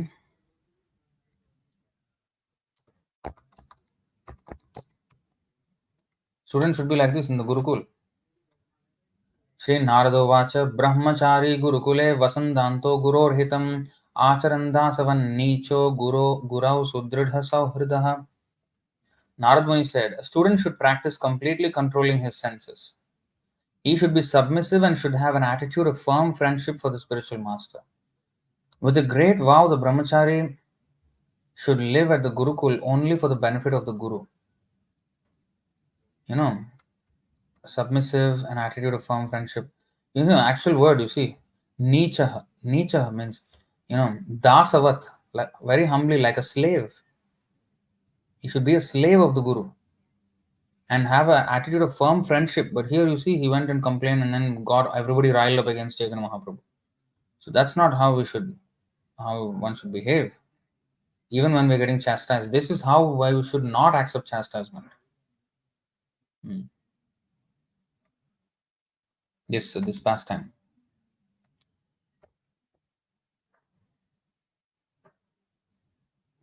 পুনঃ যদি ঐচ্ছে করে মারিব তাহারে কোন বা মানুষ হয় কি করিতে পারে. If he again performs such an atrocious act, certainly we shall retaliate and strike him in turn. What kind of important person is he that he can check us in this way? You see how impudent the boy was? The same thing happened at the beginning of Kali Yuga. Parishit Maharaj, he went to, what is that Muni's name? Samika Rishi. Samika Rishi. And he went to his ashram because he was going on hunt. And he was very much thirsty, so he wanted some water. He found an ashram, he went inside. Samika Rishi was in meditation, deep in meditation. And he called him, and he was not even coming out, he was in trance. And he found a dead snake nearby and said, "You are just like this dead snake." He put the snake on the neck of that Muni and then came out. That Muni had a son, young boy, Shringi, and he was a Brahmana boy. So when he came to know that Parikshit Maharaj did this, oh, how dare he do this to my father? Then from there, wherever he was, he cursed that man, whoever it was. Oh, this Parikshit Maharaj, okay, this man will die in 7 days from a snake bite, from the bite of a snake bird. So that's what he said, and that curse was informed to Parikshit Maharaj. Parikshit Maharaj could have easily retaliated or countered that curse because he was already saved when he was in the womb of his mother. When Ashwathama shot the Brahmastra arrow, Lord Vishnu personally saved him. So he could always be saved. His other name was Vishnurata. He was very um, attached to Vishnu anyway. So he could have easily asked, he was a pure devotee, but he did not. He did not ask the Lord or disturb him for his own personal thing. He said, "Okay, I have 7 days, okay, fine." He left his kingdom and everything and went to the Ganga, and for 7 days he was hearing Bhagavatam.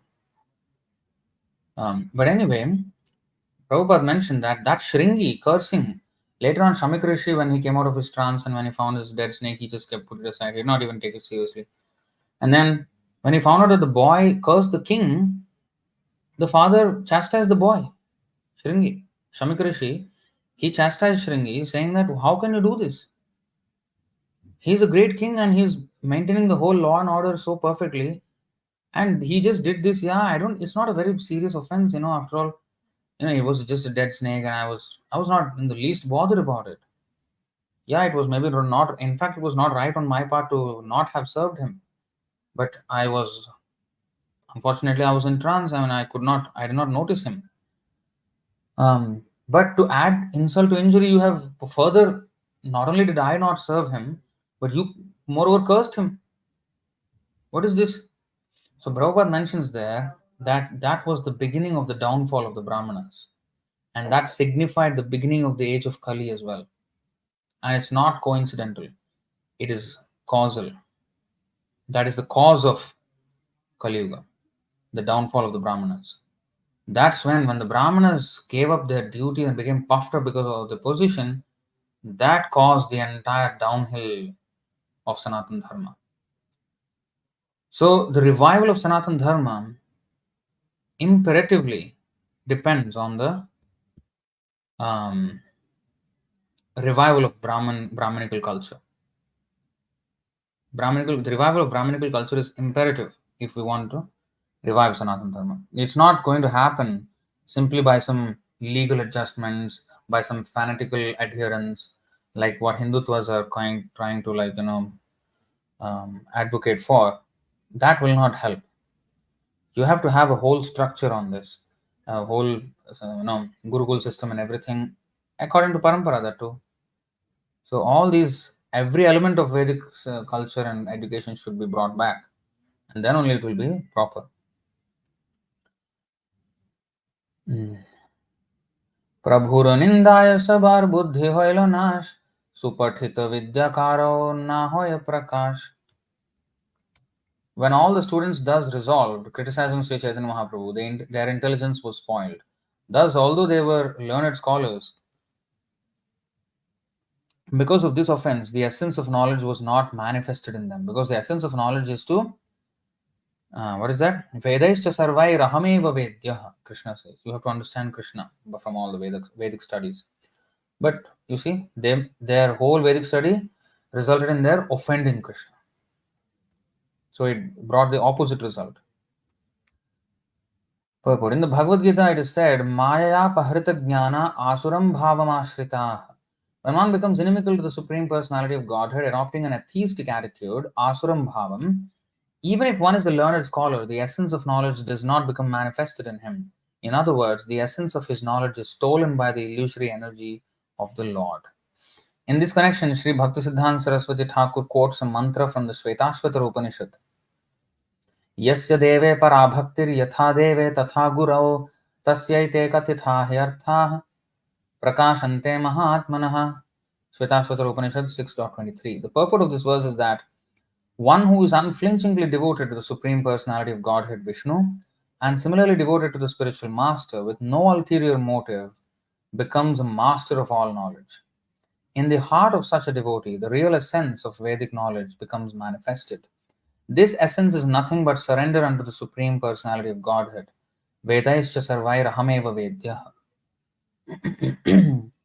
Essence of Vedic knowledge means surrender to the Supreme Personality of Godhead. Only unto one who fully surrenders to the spiritual master and the Supreme Lord does the essence of Vedic knowledge become manifested, not to anyone else. This same principle is emphasized by Sri Prahlad Maharaj in Srimad Bhagavatam 7.5.24. Iti. So this is education. See, the essence of knowledge, not to anyone else. So 7.5.24. Iti pumsarpita Vishnu bhaktischennava kriyate bhagavatyadha tanmanye dhitamuttamam. Kriyeta or kriyate? Because I remember it as kriyeta.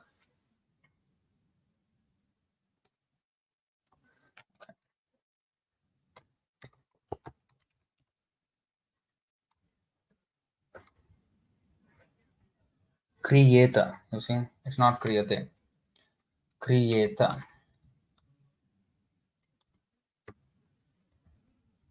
Kriyeta bhagavatyadha. See, here it is mentioned as kriyeta.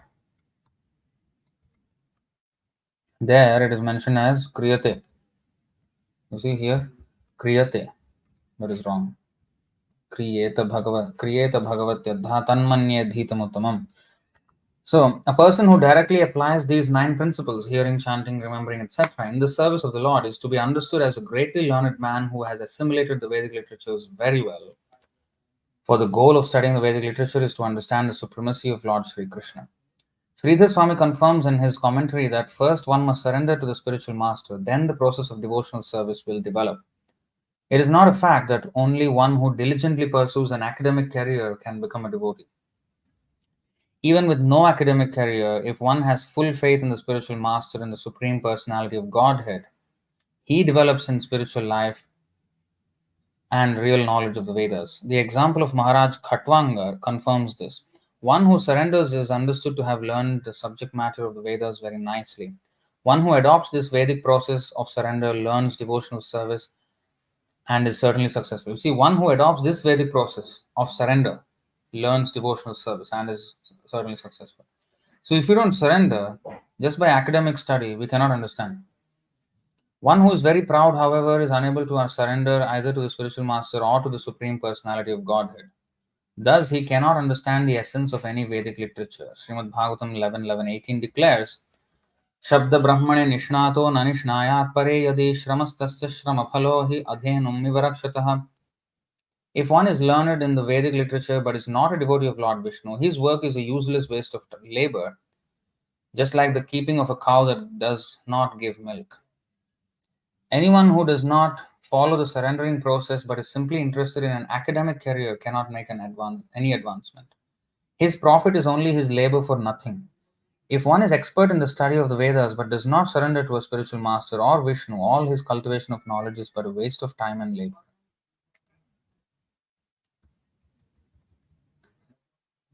तथापि दाम्भिक पड़ुया नम्र नाहि होय, जहाँ तहाँ प्रभुर निंदा हासी जे करोय. But the proud student community did not become submissive. On the contrary, the students spoke of the incident anywhere and everywhere.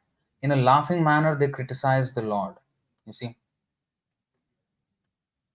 सर्वज्ञ गोसाई जानी सबार दुर्गति, घरे वसी चिंतेटा सबार अव्याहति. So it was not only, see, even Chaitanya Mahaprabhu was subject to criticism. So in the course of our preaching, we may be sometimes subject to criticism by foolish people. But we should not be too much worried about such criticism, especially when there's no fault in us. They may accrue some fault to us, in our dealings, but we don't have to be too much bothered about their opinion. And of course, we should not do something very rashly, but still, they will always have something to complain about, the devotees. Um, so there will be people like that. So it's just part of the deal. We have to learn tolerance. That's it. Lord Sri Chaitanya Mahaprabhu, being omniscient, could understand the degradation of these students. Thus, he sat at home contemplating how to rescue them. See how Krishna, how Chaitanya Mahaprabhu is trying to rescue the offenders who offended him. जत अध्यापक are तार शिष्यगण, धर्मी कर्मी तपोनिष्ठ निंदक दुर्जन. All the so-called professors and scientists and their students generally follow the regulatory principles of religion, fruitive activities and austerities, the Lord thought. Yet at the same time, they are blasphemers and rogues. Purport. Here is a description of materialists who have no knowledge of devotional service. They may be very religious and may work very systematically or perform austerities and penances, but if they blaspheme the Supreme Personality of Godhead, they are nothing but rogues. This is confirmed in the Hari Bhakti Sudhodaya 3.11. Bhagavad Bhakti Henasya Jatihi Shastram Japastapah Apraнаsyaiva Dehasya Mandanam Lokaranjanam. If they are without knowledge of devotional service to the Lord, then great nationalism, uh, fruitive political or social work, science or philosophy are all simply like costly garments decorating a dead body. The only offense of persons adhering to these principles is that they are not devotees. They are always blasphemous toward the Supreme Personality of Godhead and his devotees.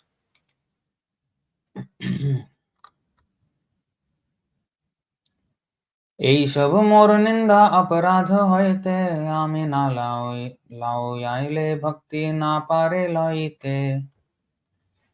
If I do not induce them to take to devotional service because of committing the offense of blasphemy, none of these people will be able to take to it. See, they are committing blasphemy and they will be not qualified to take to bhakti. So I should somehow or other induce them. নিস্তারিতে আইলাম নিস্তারিতে আইলাম আমি হইল বিপরীত এসব দুর্জনের কইছে হইবে কহিত. I have come to deliver all the fallen souls, but now just the opposite has happened. How can these rogues be delivered? How may they be benefited? So he see here another thing. Chaitanya Mahaprabhu did not regret what he did, chanting Gopi Gopi, nothing of that. But just the opposite has happened because there was no fault on his part, but there was fault on their part. He still considered them as rogues. He did not say that it was my mistake. I should not have, been angry with the boy. No, he did not even say that. These are rogues. They are. Even if I was angry, they should have been just quiet. That would have been proper. And if they were quiet, he would have bestowed his mercy upon them. But They choose not to be. They chose not to be. So he still called them rogues. And how may they be benefited? আমাকে প্রণতি করে হয় পাপ ক্ষয় তবে সেই হারে ভক্তি লাউয়ালে লয় If these rogues offer me obeisances, the reactions of their sinful activities will be nullified. Then, if I induce them, they will take to devotional service. Well, I don't know. There may be some foolish devotees who may think, oh, if somebody offends me, I should also think like this. If these rogues offer me obeisances, the reactions of their sinful activities will be nullified. Then, if I induce them, they will take to devotional service. One should never think he is so great. This is only for Chaitanya Mahaprabhu. We should never think that they should offer me obeisances. When I think like that, I'm not a Vaishnava. I'm not a devotee. Immediately, Krishna rejects us. That is pride. And we will taste the results of offenses. We will become unenthusiastic in devotional service. We will become disturbed in mind. We will become um, not comfortable in the association of devotees. We will become, we will not be in the right mood to perform devotional service. And when that happens, we should immediately realize that this something, some offense I have done, that I'm not feeling the same happiness and the same joy of devotional service. And that should be an indication itself, then and there. And we should be contemplative and introspective and see that and immediately change course and realize. And if we are unable to realize, speak to the devotees who can help us. That's what devotee association is for. Okay? So we should not just go and then develop more inimical feelings toward the devotees and more offense. Then it will just throw us out of the association. We should always realize association with Krishna's devotees is a great treasure. We should never take it for granted. And we should never try to blaspheme those devotees who have dedicated their lives for Krishna's service. Even if I am dedicated, I may say that, oh, yeah, we should not blaspheme those devotees who are dedicated. So they should not, blaspheme me because I am dedicated. Rubbish. Even if I am, very high position devotee, I should never blaspheme those who have dedicated their lives. And when I do that, immediately Krishna becomes upset with us. Immediately. And he will withdraw the pleasure that comes with devotional service and the association of devotees. And I will end up finding faults with devotees for every single thing. And eventually it will drag me down, drag me away from devotees. So I should always be careful in this.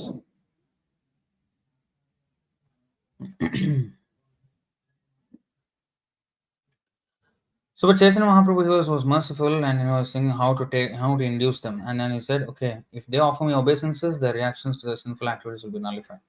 So his taking of sannyas, in Kali Yuga, sannyas is actually prohibited. But his taking of sannyas is a trick. And Prabhupada alludes to this trick in his poem Vrindavani Bhajan, if I'm not wrong. There he says, your sannyas is actually a trick. And it was. Because it was not to actually, become renounced or something.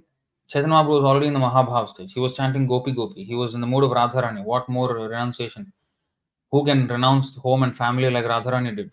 Nobody can do it. So he's already on that mood and is Krishna himself in the mood of Radharani. There's no sannyas required for him. But he took sannyas to save us. So even now, if you see, even those people among Hindus who do not accept Sri Chaitanya Mahaprabhu as Krishna himself, at least they accept him as a saint and they have some respect for him. That respect will actually benefit them. Although it is not as good, because we should accept Chaitanya Mahaprabhu as Krishna himself. I think there are verses in Chaitanya Charitamrita where it is said, if you do not accept Chaitanya Mahaprabhu as Krishna himself, then we will fall down. That verse is also there. I think beginning of Ādi Leela itself. But anyway, this is that. So to induce them to respect, he took sannyas. मोरे निंदा करे जे ना करे नमस्कार ए सब जीवेरे अवश्य करिब उद्धार. You see, I must certainly deliver all these fallen souls who blaspheme me and do not offer me obeisances. Look at this mercy of Chaitanya Mahaprabhu. Namo Mahavadanyaya Krishna Prema Pradayate Krishnaya Krishna Chaitanya Namne Gauratvishe Namaha. Mahavadanyaya. So merciful. I must deliver these fallen souls who blaspheme me. Look at this. That is the mood of the followers of Chaitanya Mahaprabhu. That should be the mood. We should not worry too much about people blaspheming us. But of course, if they blaspheme other devotees, then we should become angry. But you see, when he was blasphemed, when Nityananda Prabhu was blasphemed, he became angry. When he was blasphemed, he said, I must save them. And Nityananda Prabhu also thought, oh, they blaspheme me, it's not a serious thing, I will save them. So this is the mood of a Vaishnava.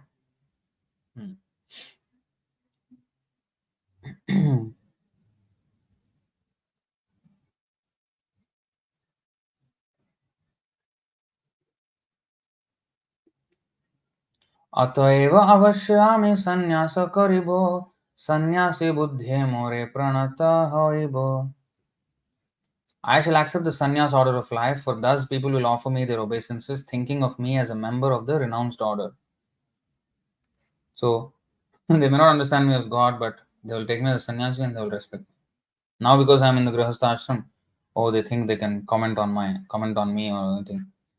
So I want to save them. Purport. Among the members of the Varnashram institution's social orders, Brahmana, Kshatriya, Vaishya, and Shudra, the Brahmana is considered the foremost, for he is the teacher and spiritual master of all other Varnas.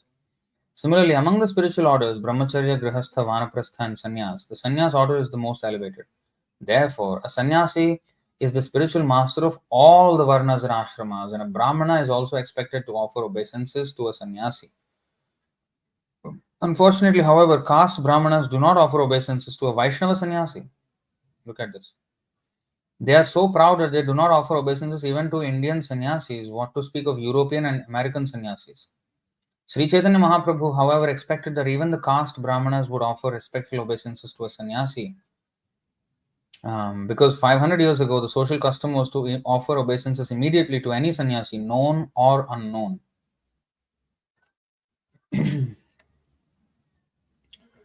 That's why, even if we are not sannyasi, we should dress like a devotee even when we are going out. Even if it is not for the work of the Lord, even if I'm just going to the shop to buy my soap or something, let's say, I should still wear like a devotee. Sometimes I see devotees, when they do devotional work, they dress as devotees. When they buy their own shopping or go to the supermarket to get something, oh, they wear pants and shirts and no tilak and nothing. Why? Why? Where? So that people will respect. And not that, oh, I need to have respect. No. They will chant Hare Krishna. They will respect the Hare Krishna culture and let them think about Krishna. And maybe somebody may become a devotee, may come to the temple. You never know. And it's not even for them, for me also. It is good for my purification. I should always wear as, Krishna would want us to wear in that dress. So, reading on, the sannyasis of the Krishna consciousness movement are bona fide. All the students of the Krishna consciousness movement have undergone the regular process of initiation. As enjoined in the Haribhakti Vilas by Sanatana Goswami, Tatha Diksha Vidhanena Dvijatvam Jayate Nirnam. By the regular process of initiation, any man can become a Brahmana.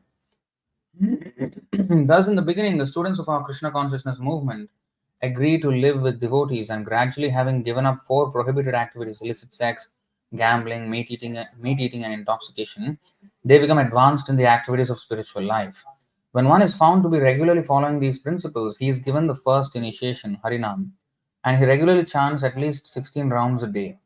Then, after 6 months or a year, he is initiated for the second time and given the sacred thread with the regular sacrifice and rituals. After some time, when he advances still further and is willing to give up this material world, he is given the sannyas order.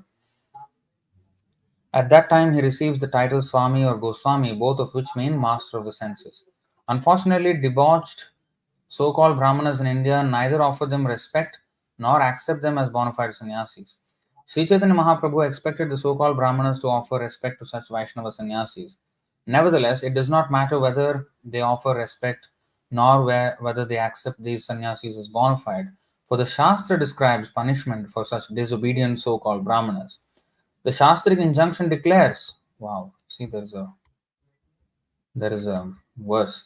Devata pratimam drishtva yatim chaiva tridandinam namaskaram na kuryadyah prayaschittiyate naraha.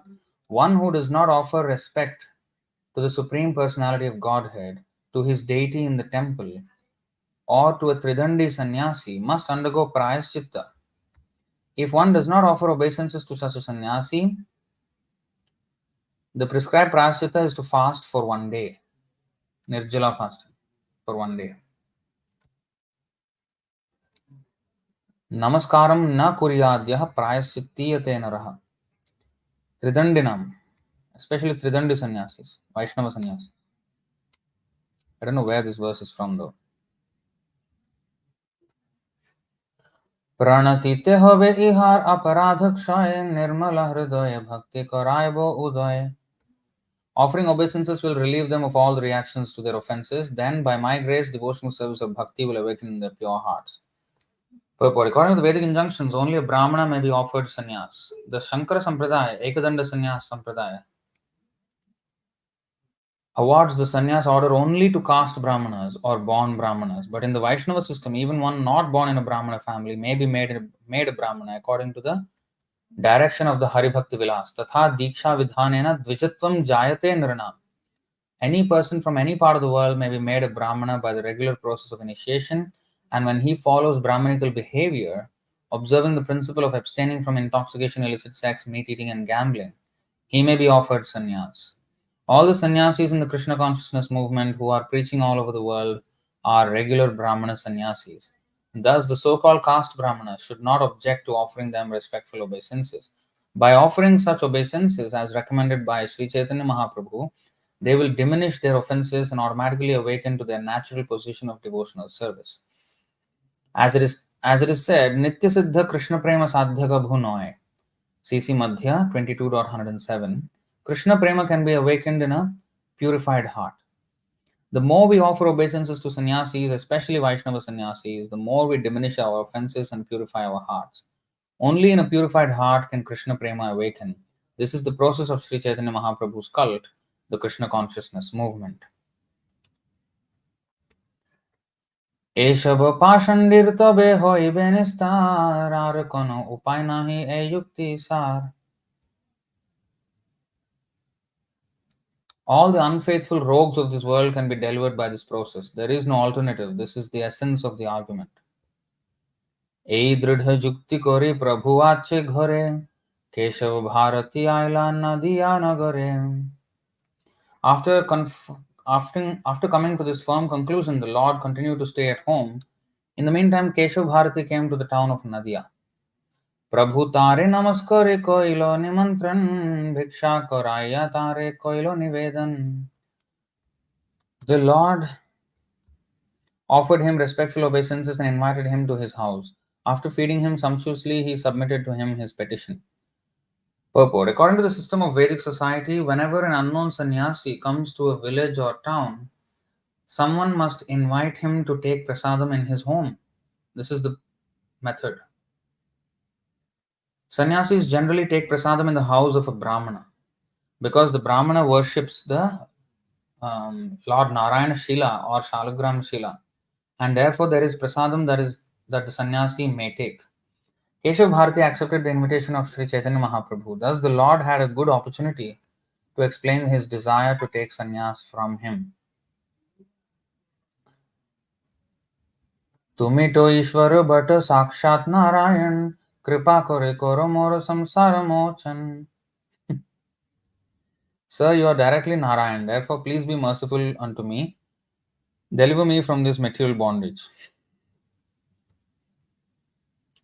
Because Mayavadi sannyasis think like that. You are certain, everybody is Narayan. So, you are directly Narayan, and therefore please be merciful unto me. Deliver me from this material bondage. Also, a guru must be taken as Sakshat Dharitvena. Um, Bharti कहे न तुम्हें ईश्वर अंतर्यामी जे कराह से करिबो स्वतंत्र नहीं आमी. So you see, he was clever, he knew. Keshav Bharati replied to the Lord, "You are the supreme personality of Godhead, the super soul. I must do whatever you cause me to do. I am not independent of you." So although this Keshav Bharati looks like he's from a Mayavadi this thing, he's a Vaishnava, definitely. See, he understood Chaitanya Mahaprabhu's position. At बोली भारती गोसाए काटो जाते गेला महाप्रभु ताहा जाए संन्यास करिला. After saying this, Keshav Bharati, the spiritual master, went back to his village, Katwa. Right? Kato yate. Katwa. Oh, it's Katwa. Lord Chaitanya Mahaprabhu went there and accepted the renounced order of life, sannyas. Purport. At the end of his 24th year, at the end of the fortnight of the waxing moon, Sri Chaitanya Mahaprabhu left Navadvip and crossed the river Ganga at a place known as Nidiyar Ghat. Then he reached Kantak Nagar or Katwa, where he accepted Ekadanda sannyas according to the Shankarite system. Since Keshav Bharati belonged to the Shankarite sect, he could not initiate Chaitanya Mahaprabhu into the Vaishnava sannyas order, whose members carry the Tridanda. Chandrasekhar Acharya assisted in the routine ceremonial work of the Lord's acceptance of sannyas. By the order of Sri Chaitanya Mahaprabhu, Kirtan was performed for the entire day, and at the end of the day, the Lord shaved off his hair. On the next day, he became a regular sannyasi with one rod, Ekadanda. From that day on, his name was Sri Krishna Chaitanya. Before that, he was known as Nimai Pandit. Sri Chaitanya Mahaprabhu, in the sannyas order, traveled all over Radhadesh, the region where the Ganga river cannot be seen. Keshav Bharati accompanied him for some distance.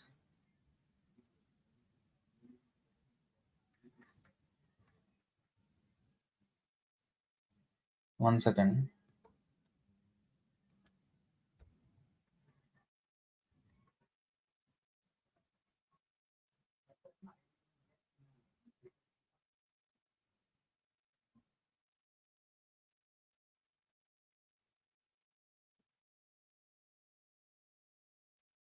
There are a lot more verses in this chapter. Okay. संगे नित्यानंद चंद्रशेखर आचार्य मुकुंद दत्त ए तीन कोइलो सर्व कार्य. When Sri Chaitanya Mahaprabhu accepted sannyas, three personalities were with him to perform all the necessary activities. They were Nityananda Prabhu, Chandrasekhar Acharya, and Mukunda Datta. এই আদি লীলার কইল সূত্রগণন বিস্তারি বর্ণিলা ইহা Das Vrindavan. Thus I have summarized the incidents of the Ādi Leela. Srila Vrindavan Das Thakur has described them elaborately in his Chaitanya Bhagavat. Jashodanandan hoila Sachiranandan Chaturvidha Bhakta Bhava Kore Aswadan. The same Supreme Personality of Godhead who appeared as the son of Mother Yashoda has now appeared as the son of Mother Sachi, relishing four kinds of devotional activities. Purport. Servitude, friendship, parental affection, and conjugal love for the Supreme Personality of Godhead are the basis of the four kinds of devotional activities. In Shanta, the marginal state of devotional service, there is no activity. But above the Shanta humor are servitude, friendship, parental affection, and conjugal love, which represent the gradual growth of devotional service to higher and higher platforms. स्वमाधुर्य Radha प्रेम रस आस्वादिते राधा भाव अंगी करी आछे भालो मते. To taste the mellows of Srimati Radharani's loving affairs in her relationship with Krishna and to understand the reservoir of pleasure in Krishna, Krishna himself as Sri Chaitanya Mahaprabhu accepted the mood of Radharani. Purport. In this connection, Srila Bhaktisiddhanta Saraswati Thakur writes in his Anubhashya. Anubhashya is his commentary on the Chaitanya Charitamrita. He writes, Sri Gaurasundar is Krishna himself with the attitude of Srimati Radharani. Sri Chaitanya Mahaprabhu never gave up the attitude of the gopis. He remained everlastingly predominated by Krishna and never accepted the part of the predominator by imitating conjugal love with an ordinary woman, as Sahajiyas generally do. So this is very important. Sahajiyas say, oh, Gopi Bhav, and they have Bhav with other gopis. So that is not, that means I am becoming Krishna here, trying to enjoy the woman of, association of women. But that is Sahajiya. That is predominator. Whereas the gopis were predominated. They were the beloved. They were not the lover. Um, they were the Prakriti, and Purusha is Krishna. So here he's saying they never become predominated by imitating the conjugal love with an ordinary woman as Sahajiyas generally do. He never placed himself in the position of a debauchee. Lusty materialists, like the members of the Sahajiya Sampradaya, hanker after women, even others' wives. But when they try to ascribe the responsibility for their lusty activities to Sri Chaitanya Mahaprabhu, they become offenders to Swarup Damodar and Sri Vrindavan Das Thakur. In Sri Chaitanya Bhagavat, Ādi Khanda 15.17, it is said, सबे पर स्त्रीरा प्रति नाहि परिहास स्त्री देखी दूरे प्रभु होय न एक पास. Sri Chaitanya Mahaprabhu never even joked with others' wives. As soon as he saw a woman coming, he would immediately give her ample room to pass without talking. See, this is how much he used to respect and stay away from them. He used to give her ample room to pass without talking. He was extremely strict regarding the association of women. The Sahajiyas, however, pose as followers of Sri Chaitanya Mahaprabhu, although they indulge in lusty affairs with women. In his youth, Lord Chaitanya was very humorous with everyone, but he never joked with any woman, nor in this incarnation did he talk about women. The Gauranga Nagari party is not approved by Sri Chaitanya Mahaprabhu or Vrindavan Das Thakur. Even though one may offer all kinds of prayers to Chaitanya Mahaprabhu, one should strictly avoid worshipping him as the Gauranga Nagar. The personal behavior of Sri Chaitanya Mahaprabhu and the verses written by Sri Vrindavan Das Thakur have completely repudiated the lusty desires of the Gauranga Nagaris. Repudiate. Debunked.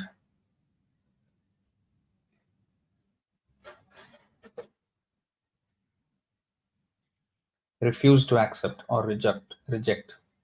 Deny the truth or validity of. Refute. Yeah, debunked. Kind of. Disclaim, dispute, deny, contradict, renounce, reject. So repudiate. So the behavior of Chaitanya Mahaprabhu and the writings of Vrindavan Das Thakur have completely repudiated the lusty desires of Gauranga Nagaris. गोपी भाव जाते प्रभु धरिया छे एकांत व्रजेर नंदने माने आपनार Kant. Lord Chaitanya Mahaprabhu accepted the mood of the gopis who accept Vrajendra Nandan, Sri Krishna, as their lover. गोपिका भावेर ए सुदृढ़ निश्चय ब्रजेंद्र नंदन विना अन्यत्र न होय. It is firmly concluded that the ecstatic mood of the gopis is possible only before Krishna and no one else. Shyam सुंदर शिखि पिच्छ गुंजा विभूषण गोपवेश त्रिभंगिमा मुरली वदन. He has a bluish complexion, a peacock feather on his head, a gunja garland, and the decorations of a cowherd boy. His body is curved in 3 places, and he holds a flute to his mouth.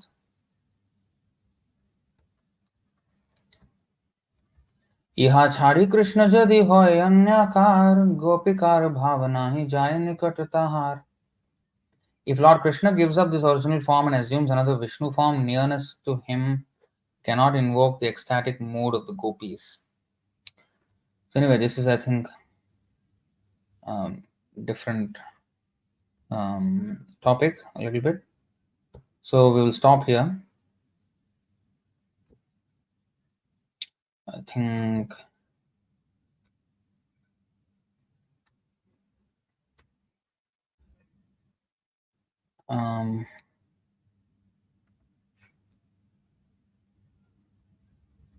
okay, so I think here is where,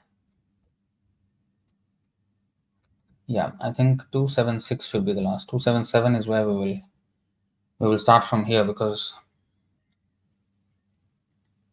Although we read 2 or 3 verses from here, but we will start from 277. So until 276. So, all right. So, any questions or comments on this topics?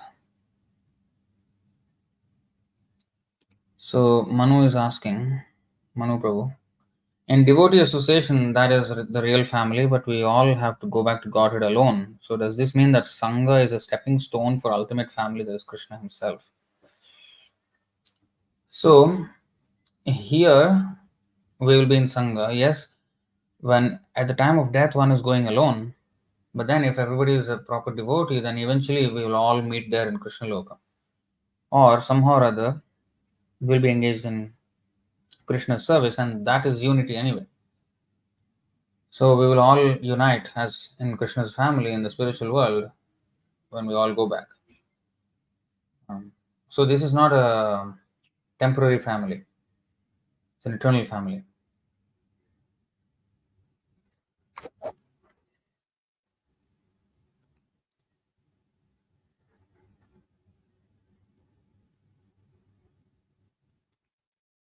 So Manu Prabhu is asking: is it a fact that if there are some devotees, not a pure devotee, who doesn't like someone based on difference of personalities and reject and neglect them, does that mean Krishna will condemn him? Um, no, it's not like that. But we should see it is subjective. This question is subjective because it depends on many factors. Who is senior, who is junior, what was the situation, for whatever. But we should never dislike another person. That is a cardinal point in Vaishnava philosophy. I mean, we have to, even Jesus said, hate the sin, not the sinner. So even if a devotee performs something wrong, it is that wrong thing that we have to hate, not the devotee itself. We have to save him from the wrong thing that he's doing. So we should not hate the devotee. But of course, if such a devotee is very antagonistic to devotees, then one has to give up his association. So even then, that is not hate, that is actually good for him, but there should be anger against such a person. So it's not that Krishna will condemn him.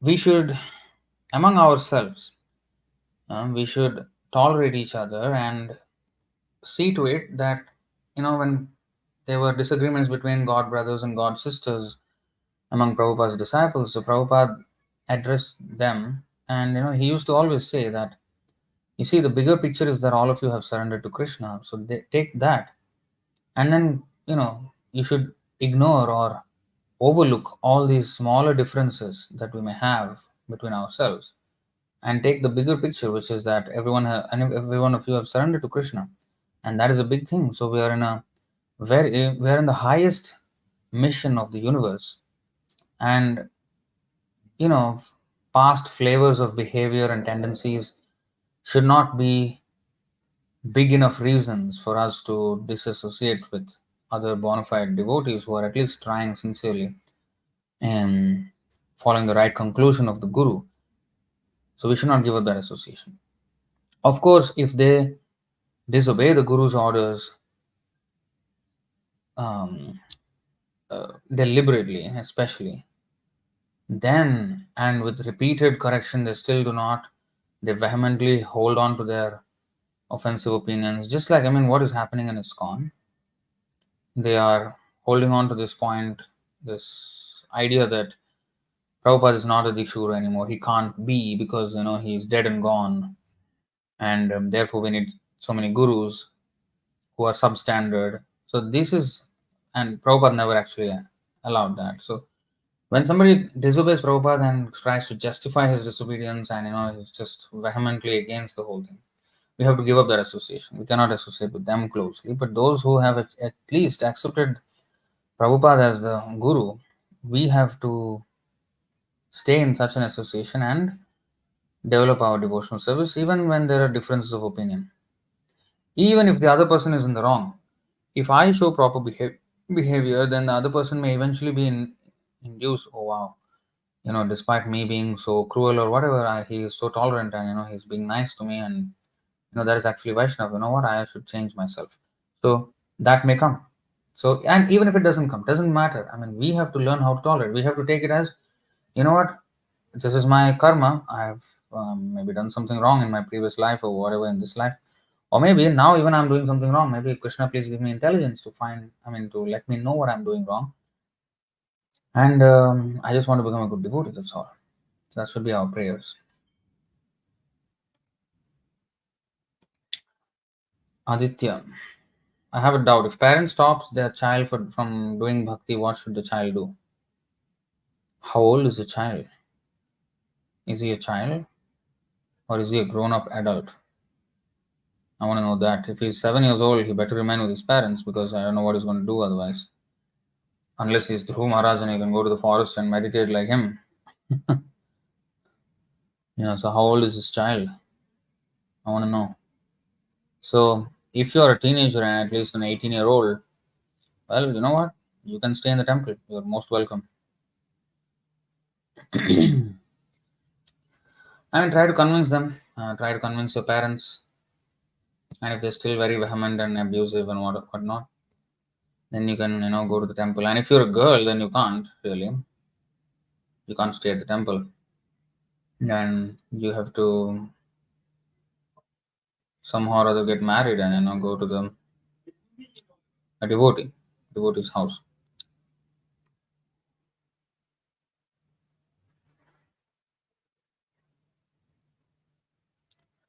Saikarthi, Prabhu, can I distribute book to one Mayavadi? He won't accept our philosophy, but he will be willing to take book and give money to our temple. What to do in this case, Prabhu?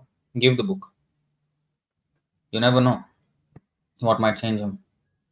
Prabhupada's words are, very powerful. They've changed many people's lives. So you never know. And even if it does not immediately change, let him read and get purified because he needs to hear from Vaishnava. And that hearing is the first step in his devotional service because he will, when you read a book, you are submissive to the author. You are you are agreeing to listen to what he has to say. That is actually submission, an act of submission. Reading is an act of submission. So, him submitting to Prabhupada is good for him. And even if it doesn't bear immediate fruits, it doesn't matter. It's good for him. He has started. And that will one day bear fruit. Whether immediately or later, it doesn't matter. Let him do it. Give him the book. When Brahmana boy cursed, is his piousness lost? Of course. Of course, it was lost. In fact, Prabhupada said the Shringi, that was the downfall of the Brahmanas. Not only his piousness lost, the entire Brahmana community's piety was lost. Srivas Prabhu is asking, was Krishna biased against Ekalavya and did Arjuna envy him because he was a big archer than him? Why Krishna did not do anything? The injustice happened with Ekalavya by Dronacharya. Well, you already seem to have concluded that there was injustice done to Ekalavya.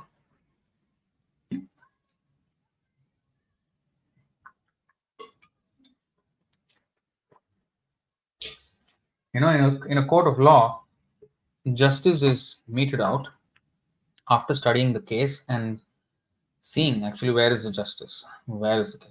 But if I say it's already injustice that happened, means I've already concluded. So no, I should know the case first. So no, it was not bias. See, this is the difference. Modern world, if anybody is talented, he is kind of praised. Talent alone is not enough. You see, the great scientist, the Oppenheimer, he created the nuclear bomb. So talented, definitely, but where it went.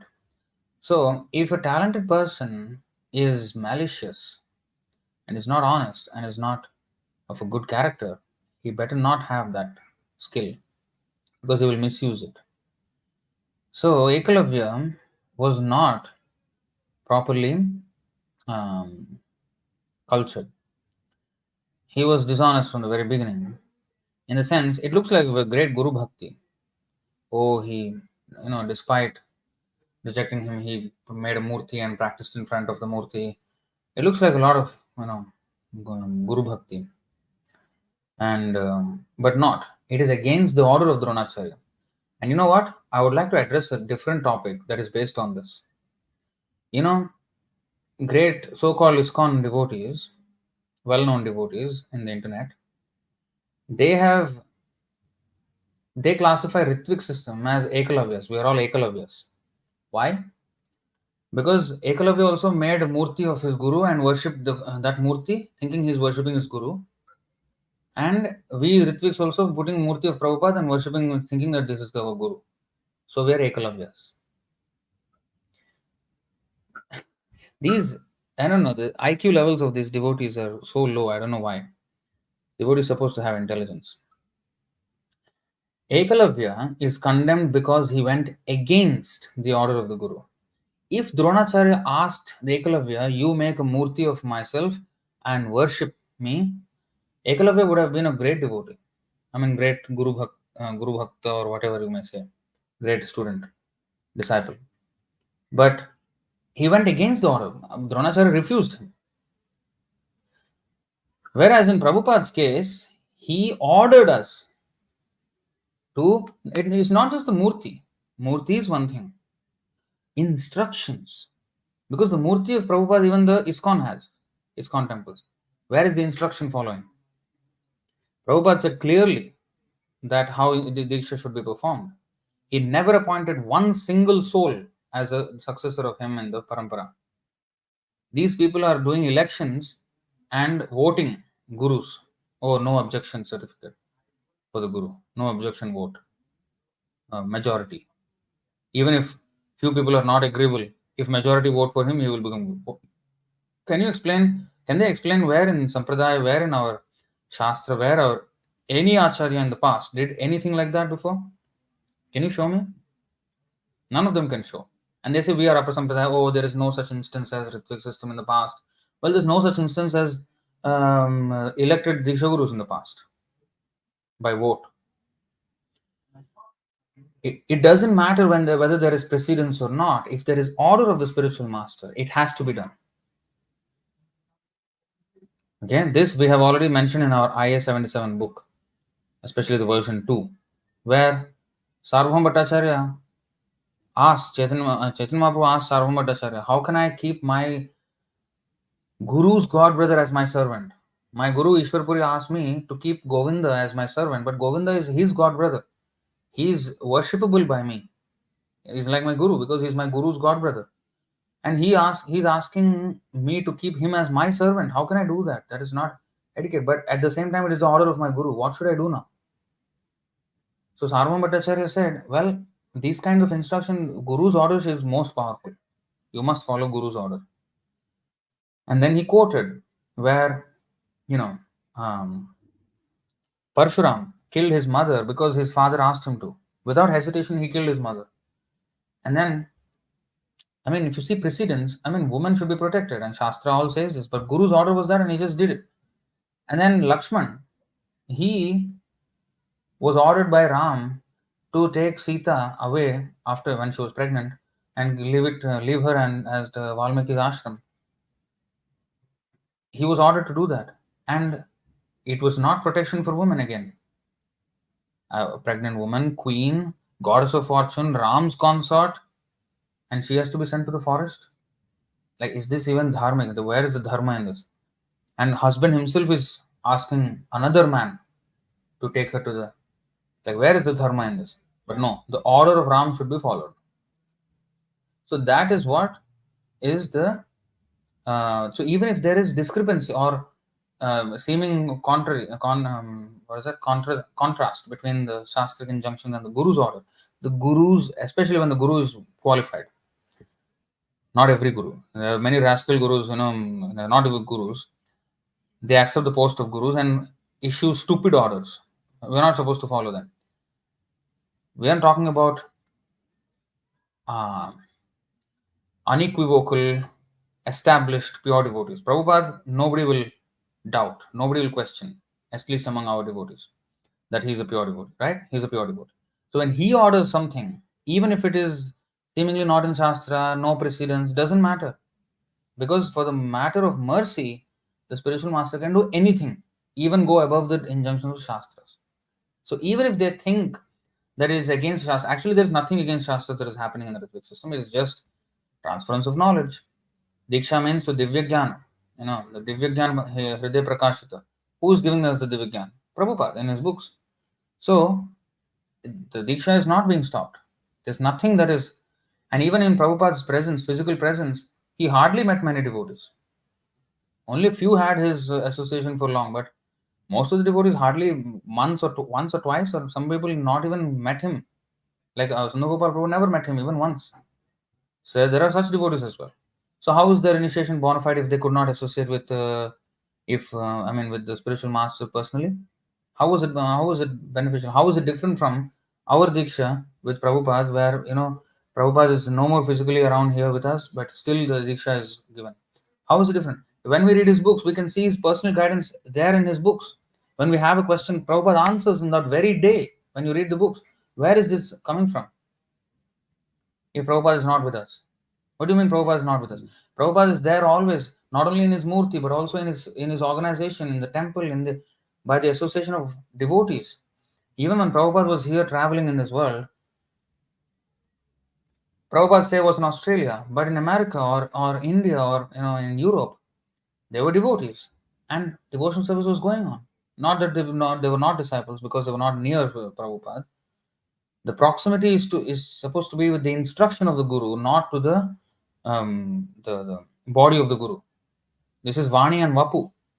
Even if one is near the body of the spiritual master, if he is not following the instructions, he is not close to the spiritual master. But if one is following the instruction, he is actually close to the spiritual master, and that is exemplified by Srila Prabhupada himself with his own Guru Maharaj. So many sannyasi disciples of his Bhaktisiddhanta Saraswati Thakur were with him his whole life. And whereas he only met him for like maximum 10 times in his life. But he is the closest to his spiritual master compared to any of the others, because he carried out the order of the spiritual master. So we are carrying out the order of spiritual master. So this is not Ekalavya. Stupid. This is stupid arguments. Complete rascals. They will just blaspheme Prabhupada and blaspheme those who are sincerely following Prabhupada. And they agree to be in a system where that same preacher, so-called, who said that we are Ekalavyas, that person is actually none other than that. What is his name? Amoghleela Prabhu. He is the one who spoke against Vivekananda, and he was banned by his own institution for speaking against Vivekananda honestly and Ramakrishna. And he accepted the thing, chastisement, very humbly, so-called. I mean, I don't know how he was internally, but externally he said, oh, yeah, I will accept my gurus, whatever they say. This is how, this is cowardice.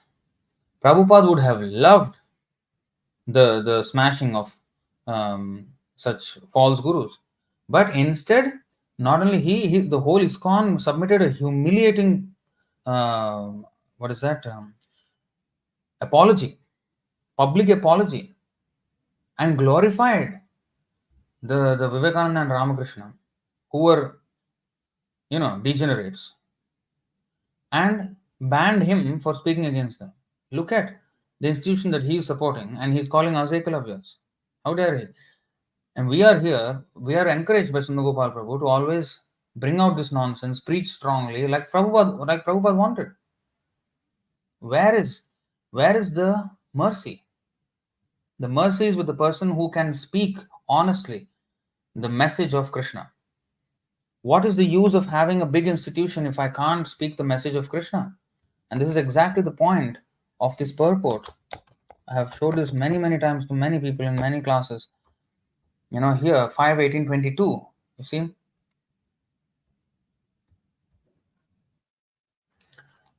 We have actually seen that one of the disciples of Bhaktisiddhanta Saraswati Thakur wanted to enjoy the property of his spiritual master, and the spiritual master, being merciful toward him, gave him the temporary property, but not the power to preach the cult of Chaitanya Mahaprabhu all over the world.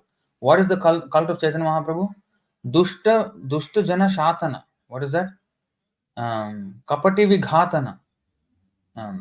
So all these the song is there. Nice song about Chaitanya Mahaprabhu.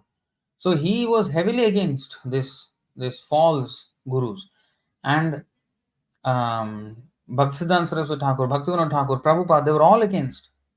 So we should have our parampara means we should have the same tradition of going against these rascal gurus. That is our tradition. Our tradition is to challenge these rascals. And whereas here, they are deviating from the tradition and now they call themselves parampara. And those who are following the tradition, they are called as ekalavyas. Rascals. This is called rascaldom. You see, that special mercy of the power to preach. Okay, let's underline this, highlight this power to preach. You know, this phrase is used twice. Krishna Shakti Vina Nahetar Pravartani. This is the power to preach. Power to preach means you should be able to say without a shadow of a fear that what is an what I mean this bogus gurus are bogus. You should have no fear in saying that. But if the so-called spiritual institution, you are not allowed to say that, you have to be politically correct, then you're spiritually incorrect, my dear. You're spiritually incorrect. Political correctness has no value in spiritual life. You have to speak the truth and expose these rascals. But our ISKCON has become a perfect political correct institution, always being politically correct. Compromise. He insult Prabhupada like anything, never mind. Don't insult that Ramakrishna and what is this? Vivekananda or any of the Mayavadis. They show me one video where they are making against these bogus gurus. Show me one where they're thoroughly debunking all this. They will never dare to do so. Where is the power to preach? Who has the mercy? Yes, they have big institution, big. What is this? They gave them the temporary property, all the opulence they have. Yes, but where is the power to preach? I want to see that. Well, Prabhupada did not have any of the property of the Gaudiya Math. What did he have? The power to preach. And he was the one who went and he preached. So we should remember this in our spiritual lives. At any cost, we should never sacrifice our power to preach. We should never exchange that power to preach for anything else. Many of these ISKCON and this affiliated other ISKCON other Hare Krishna institutions, which I don't want to name it here, they pander to the public and to the affluent section of the public so that they can get donations from them. And those people, and they even collaborate with other quote unquote spiritual institutions, which are basically Mayavadis, and they collaborate with them for donation collections. So they have a very good, kind of friendship with them. So, of course, they may say that we are engaging them in Krishna's service. On whose terms, my dear? On whose terms? Engaging them in Krishna's service means they should give you despite you being your original self, which is our original sampradaya means to be able to frankly say that what is bogus and what is not and everything. Not that if my lips can't be tied by those donations. I should speak and still if they give, that is good for them. Not that in order for them to give, I seal my lips and I don't say anything bad about them. And then, no, Krishna is not pleased. You may have all the money. That means what you did was you have sold your power to preach and took the money from them. That's what it is. When you take donations from these people, you are selling your power to preach. Why did Chaitanya Mahaprabhu not want to meet Pratap Rudra in the beginning? Of course, he knew as an Antaryami, as a super soul, he knew Pratap Rudra was a great devotee. But externally, he showed the thing that I, as a sannyasa, would never want to go near any of these kings. He's a great king. I never want to be with him. I will never want to meet him. He did not want to meet him. Why? He wanted to teach us this, that if we get too close to pound, shilling, and pence kind of people, we might be, what is that word? We might be obliged to them.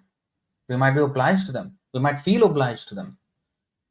So in that way, we will sacrifice our independence. We will sacrifice our power to preach. Power to preach means, the power to preach is there when you know the truth and when you are uninhibited. You are not Parts of you are not bought by somebody else. By those donations from those people, it's not exactly a donation. It is in exchange for your power to preach. You have sold your power to preach and you have taken the money. So you have basically, it's a sale. So we should never take donations on that principle. However much it may be, doesn't matter. We don't need to sacrifice our principles because Krishna will test us. Arjuna had the choice. Arjuna and Duryodhana, when Krishna wanted to, when they wanted Krishna's help, um, he gave the Arjuna the first choice. Both of them came to meet him, right? So he gave Arjuna the first choice. Whom do you want? I will fight. I will not fight. My full army will fight. I will not fight. Whom do you want? Arjuna immediately said, Krishna, I want you. Duryodhana was more than happy to take the army. He calculated opulence wise. Okay, I have more army. That's what I want. Who won? So we should not choose. When Arjuna was put on the spot, me or my army, and his army is not ordinary army. So Narayana Sena, and he immediately chose Krishna. That is the thing. Even if Krishna promises no help, even at the risk of losing, actually there's no risk if Krishna is on your side. But if you calculate materially, it may be, he may not give the donation if I preach to him or something. So better don't preach. Then we are choosing the army over Krishna. So what happens? We will be on the side of the loser. Why? Jayastu Pandu Putranam Yesham Pakshe Janardana.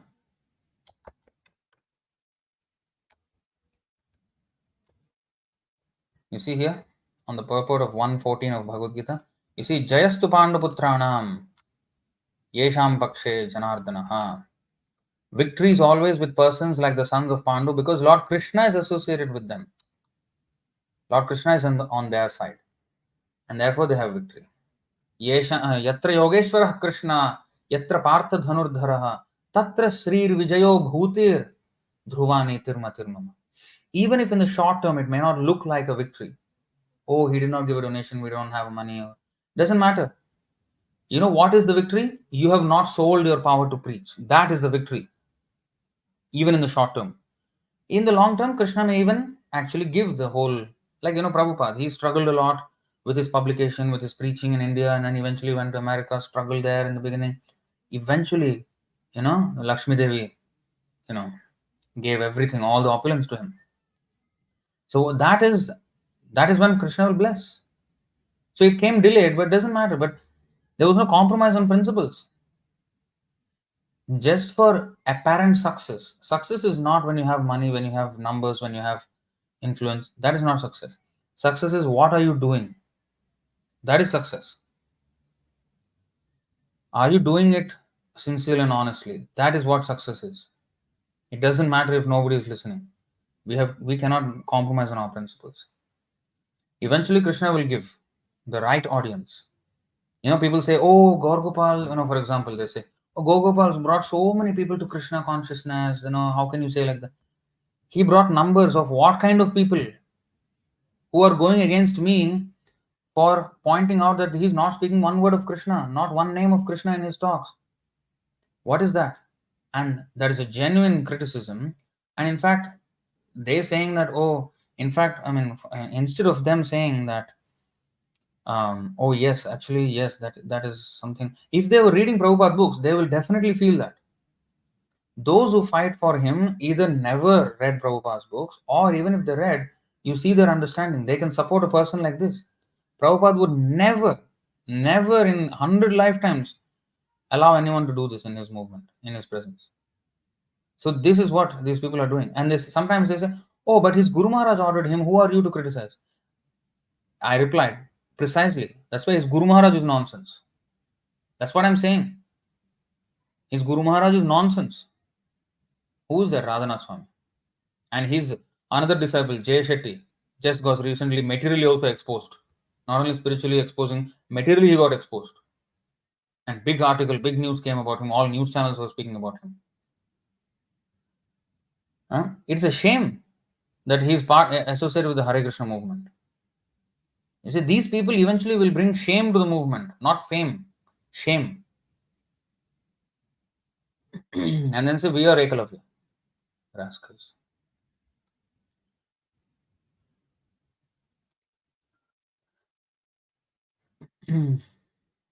Tornado Malvia, what is this?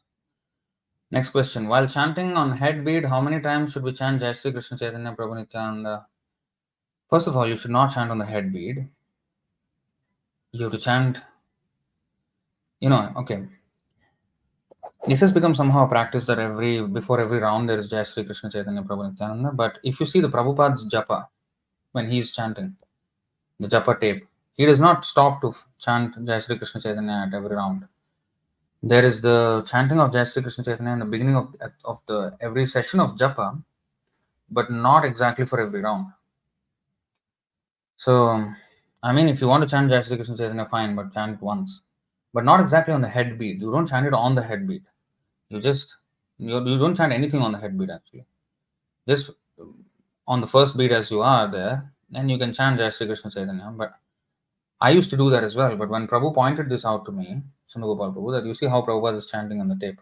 He never crossed, I mean, it was half an hour or more long, 36 minutes and 30 minutes.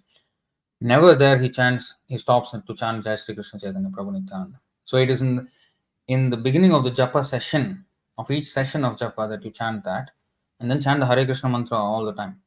So that is the way. So that after Prabhupada pointed out that to me, then I started chanting like that. So only at the beginning of every japa session, and not at the beginning of every japa round.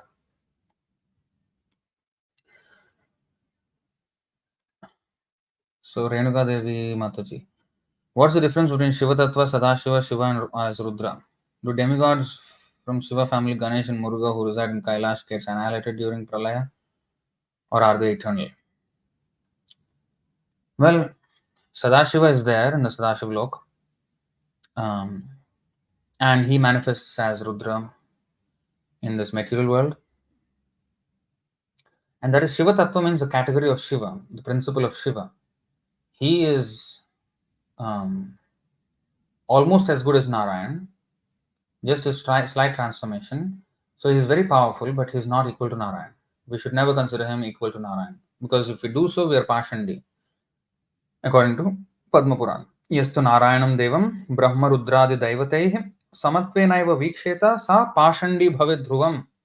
Pashandi means atheist. If you consider Shiva and Vishnu as same, is atheism. Because Krishna says, Mattaha Parataram Nanyat. There is no one equal to or superior to me. I am the supreme. And if we say anybody else as supreme, it is even as such high demigods as Brahma and Shiva themselves. Even then it is atheism. That means we are accepting someone else as equal to him. Atheism. So he is not equal, but he is a great, very, very great devotee of Krishna. And we should seek his blessings, of course. But we should not worship him, because that is not the order of our Guru Maharaj, Prabhupada. So we should offer him all respects mentally, and if anytime we, pass by Shiva temple, we should always give him respects. And we should be conscious, yes, he's a great devotee, but never as, God. Him. And then the next question is, do demigods from Shiva's family, Ganesh and Muruga? Of course, Muruga is Skanda. In Tamil, they say Muruga. But in the rest of the India, they call him Skanda or Subramanya. Subramanya. Actually, what is the meaning of Subramanya? Brahmanya means one who worships the Brahmanas. Namo Brahmanya Devaya Go Brahmana Hitaya Cha. So Brahmanya Devaya means one who is worshipped by Brahmanas, or one who worships Brahmanas. So Krishna, Govindaya Namo Namaha. So Krishna, he is worshipped by Brahmanas, and he worships Brahmanas also. So you see, so Subramanya means one who very nicely worships Brahmanical culture. Okay. You see, even Krishna, Nanvasya Brahmana Rajan Krishnasya Jagadatmanaha Punantaha Padarajasa Trilokim Daivatam Mahat. My dear King Yudhishthira, the Brahmanas, especially those engaged in preaching the glories of the Lord throughout the entire world, are recognized and worshipped by the Supreme Personality of Godhead, who is the heart and soul of all creation. The Brahmanas, by their preaching, sanctify the three worlds with the dust of their lotus feet, and thus they are worshipable even for Krishna. And if you see in this verse, 11, 17, 17. You see, Tejo Balam Dhritihi Shauryam, Titik Shaudaryam Udyamaha, Sthiryam Brahmanyam, Aishwaryam, Kshatra Prakritayas Vimaha. The rules and regulations for Kshatriya. What is that? Brahmanyam. What is Brahmanyam? Being always eager to serve the Brahmana. See, this is Kshatriya's duties. Dynamic power, bodily strength, determination, heroism, tolerance, generosity, great endeavor, steadiness, devotion to the Brahmanas, and leadership are the natural qualities of Kshatriyas. Let's look at Vaishyas. Astikyam dananishtha cha adambho brahma sevanam atushtir arthopachayar vaishya prakritayastvimah. What is Brahma sevanam? Means what? Service to the Brahmanas. So Brahmanyam, Subramanya means one who is very good at worshipping Brahmanas and one who is very spiritually very advanced. Because Brahmanya means the spiritual. Why Brahmanas are worshipped? Because they follow the path of Brahman or spiritual path. So Subramanya means one who is very good at following the spiritual path and one who is very good at worshipping the Brahmanas. Faith in Vedic civilization, dedication to charity, freedom from hypocrisy, service to Brahmanas, and perpetually desiring to accumulate more money are the natural qualities of the Vaishyas. So anyway, Ganesh and Skanda or Subramanya Swami. So, are they those who reside in Kailash get annihilated during Pralaya? Well, in this material world, yes, they do get annihilated. And Ganesh is a post. One can become Ganesh, a Jiva, because he's after all a Jiva. But he's a very, very, very powerful Jiva that the entire universe, they worship him before anything, before the start of anything. So, but they will also be finished. But there is in the Vaikuntha there is a Ganesh which is Vishwaksena, the spiritual Ganesh, which is Vishnu himself. I mean Narayana himself. So that is Vishwaksena. So this Ganesh of this world is a prototype of that Ganesh. That's why in Sri Sampradaya they worship Vishwaksena before anyone else, before worshipping Vishnu, Narayana. So in the Sadashiv Lok, they may be eternal. I don't know who's associates there and how it works, the dynamics of who goes there and how they go from there. I think if I read the Brihad Bhagavatamrita, I will have probably a better idea. From there, you can definitely advance yourself to Vaikuntha Lok from Kailash. Because even from Brahman, which is Brahmajyoti, which is already in the spiritual world, above even Kailash Dham, from there also you can elevate further to Vaikuntha Dham, Vaikuntha planets. So that is there. So you can advance from Kailash Dham as well. Or even you can fall down from there also. Because even from Brahmajyoti you can fall down, means from Kailash Dham you can definitely fall down. So that is the thing.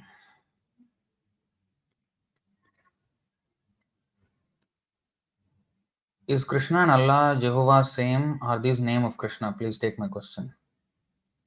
Yeah, Krishna and Allah are same. Allah means Almighty. Well, Bhagavan means Aishwaryasa Samagrasa Viryasa. Viryasa means might. Samagrasa means complete, all might. He is the abode of all might. And he's not only abode of all might, he's the abode of all wealth, all might, all fame, all beauty, all knowledge, all renunciation. 6 opulences in fullness.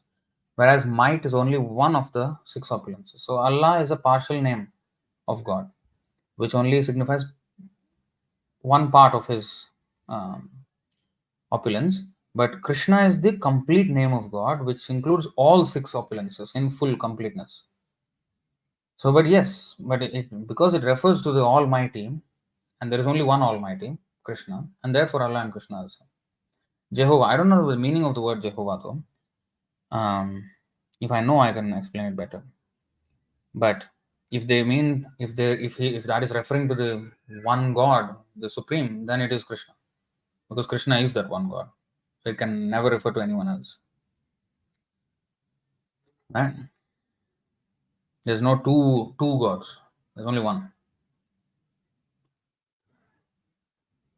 How to offer bhoga to Krishna? Which mantra should I chant? I'm a beginner. I have read Bhagavad Gita. I have Lord Jagannath, Baldev, Subhadra, small, medium picture frame. How do I worship? Well, actually, this question is not particularly in reference to this topic at hand. So this we can easily find in YouTube. You know what mantras you should chant. Namo Vishnupadaya, Namaste Saraswati Deve, Namo Mahavadanyaya, Namo Brahmane Devaya. These four mantras you have to chant.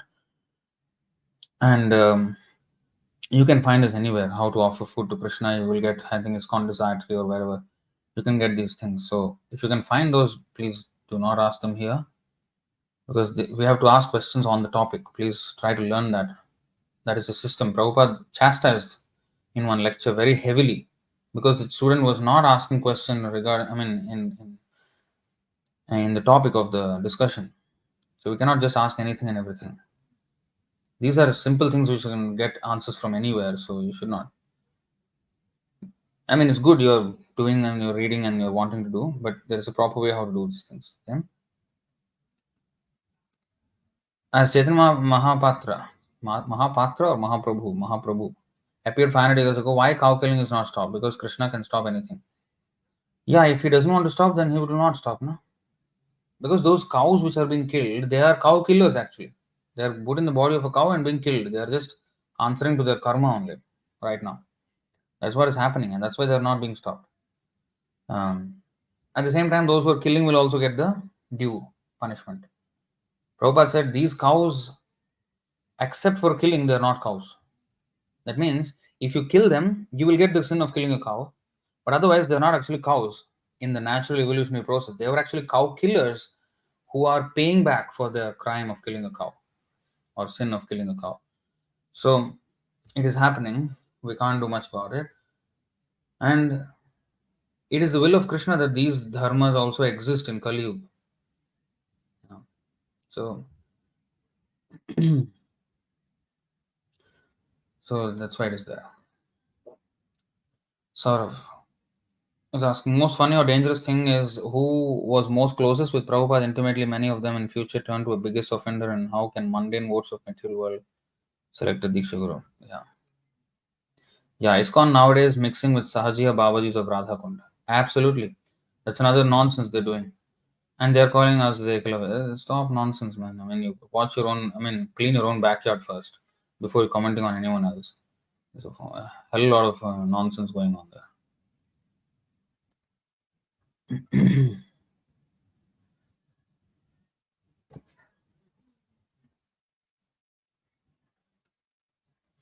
Offense is happening because of false ego. After asking forgiveness, Krishna won't provide facility for service.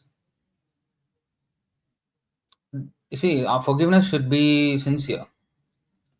Saying it with words is one thing.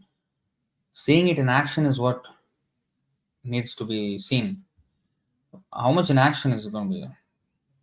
So if repeatedly there was, request for forgiveness, and then there is continuance of that offense being perpetuated, so how will anybody have any trust in that so-called seeking of forgiveness? So it has to be shown in action. Action. Repeatedly we come to the same offense again and again and again and again. How will it be taken? How will there be facility for service? One, two, three times, yes, people will forgive. You take advantage of that and then keep on doing the same offense again and again and again, even though preached to multiple times. Then how we will get facility for service? So we have to reflect on ourselves. These Ramakrishna mission followers are extremely offensive towards Vaishnavas. They make hodgepodge of Shastra and their followers of fanatic. Yeah. Gaur Gopal is now saying Om Ignoraya Namaha. He's a crazy fellow who is staying in our movement. Yeah, this is his mantra.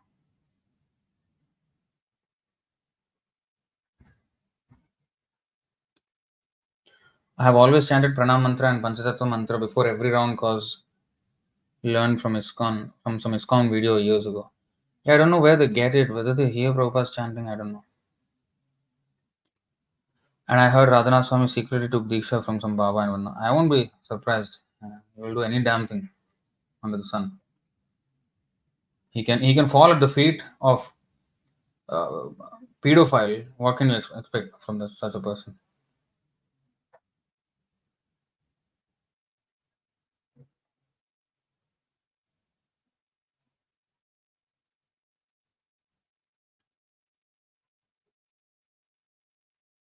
Yeah. So we do only once in the beginning of chanting, and then headbeat turn is silent. Yeah, that's what I do. I just turn and then continue chanting. I don't even stop. Hare Krishna, Krishna Krishna, Hare Ram, Ram Ram, Hare Krishna, Krishna Krishna, Hare Ram, Ram Ram, Ram Hare. Like that. I just go on.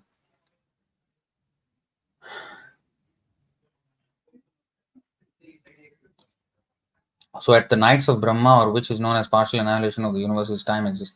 Again, why are you asking questions which are not relevant? Time. There is time. There's 11 o'clock here, PM. Try to understand. Yes, their time exists, and the four planetary systems, Janalok, Mahalok, Tapalok, Satyalok, they still exist. They are still there. It's their night. Okay.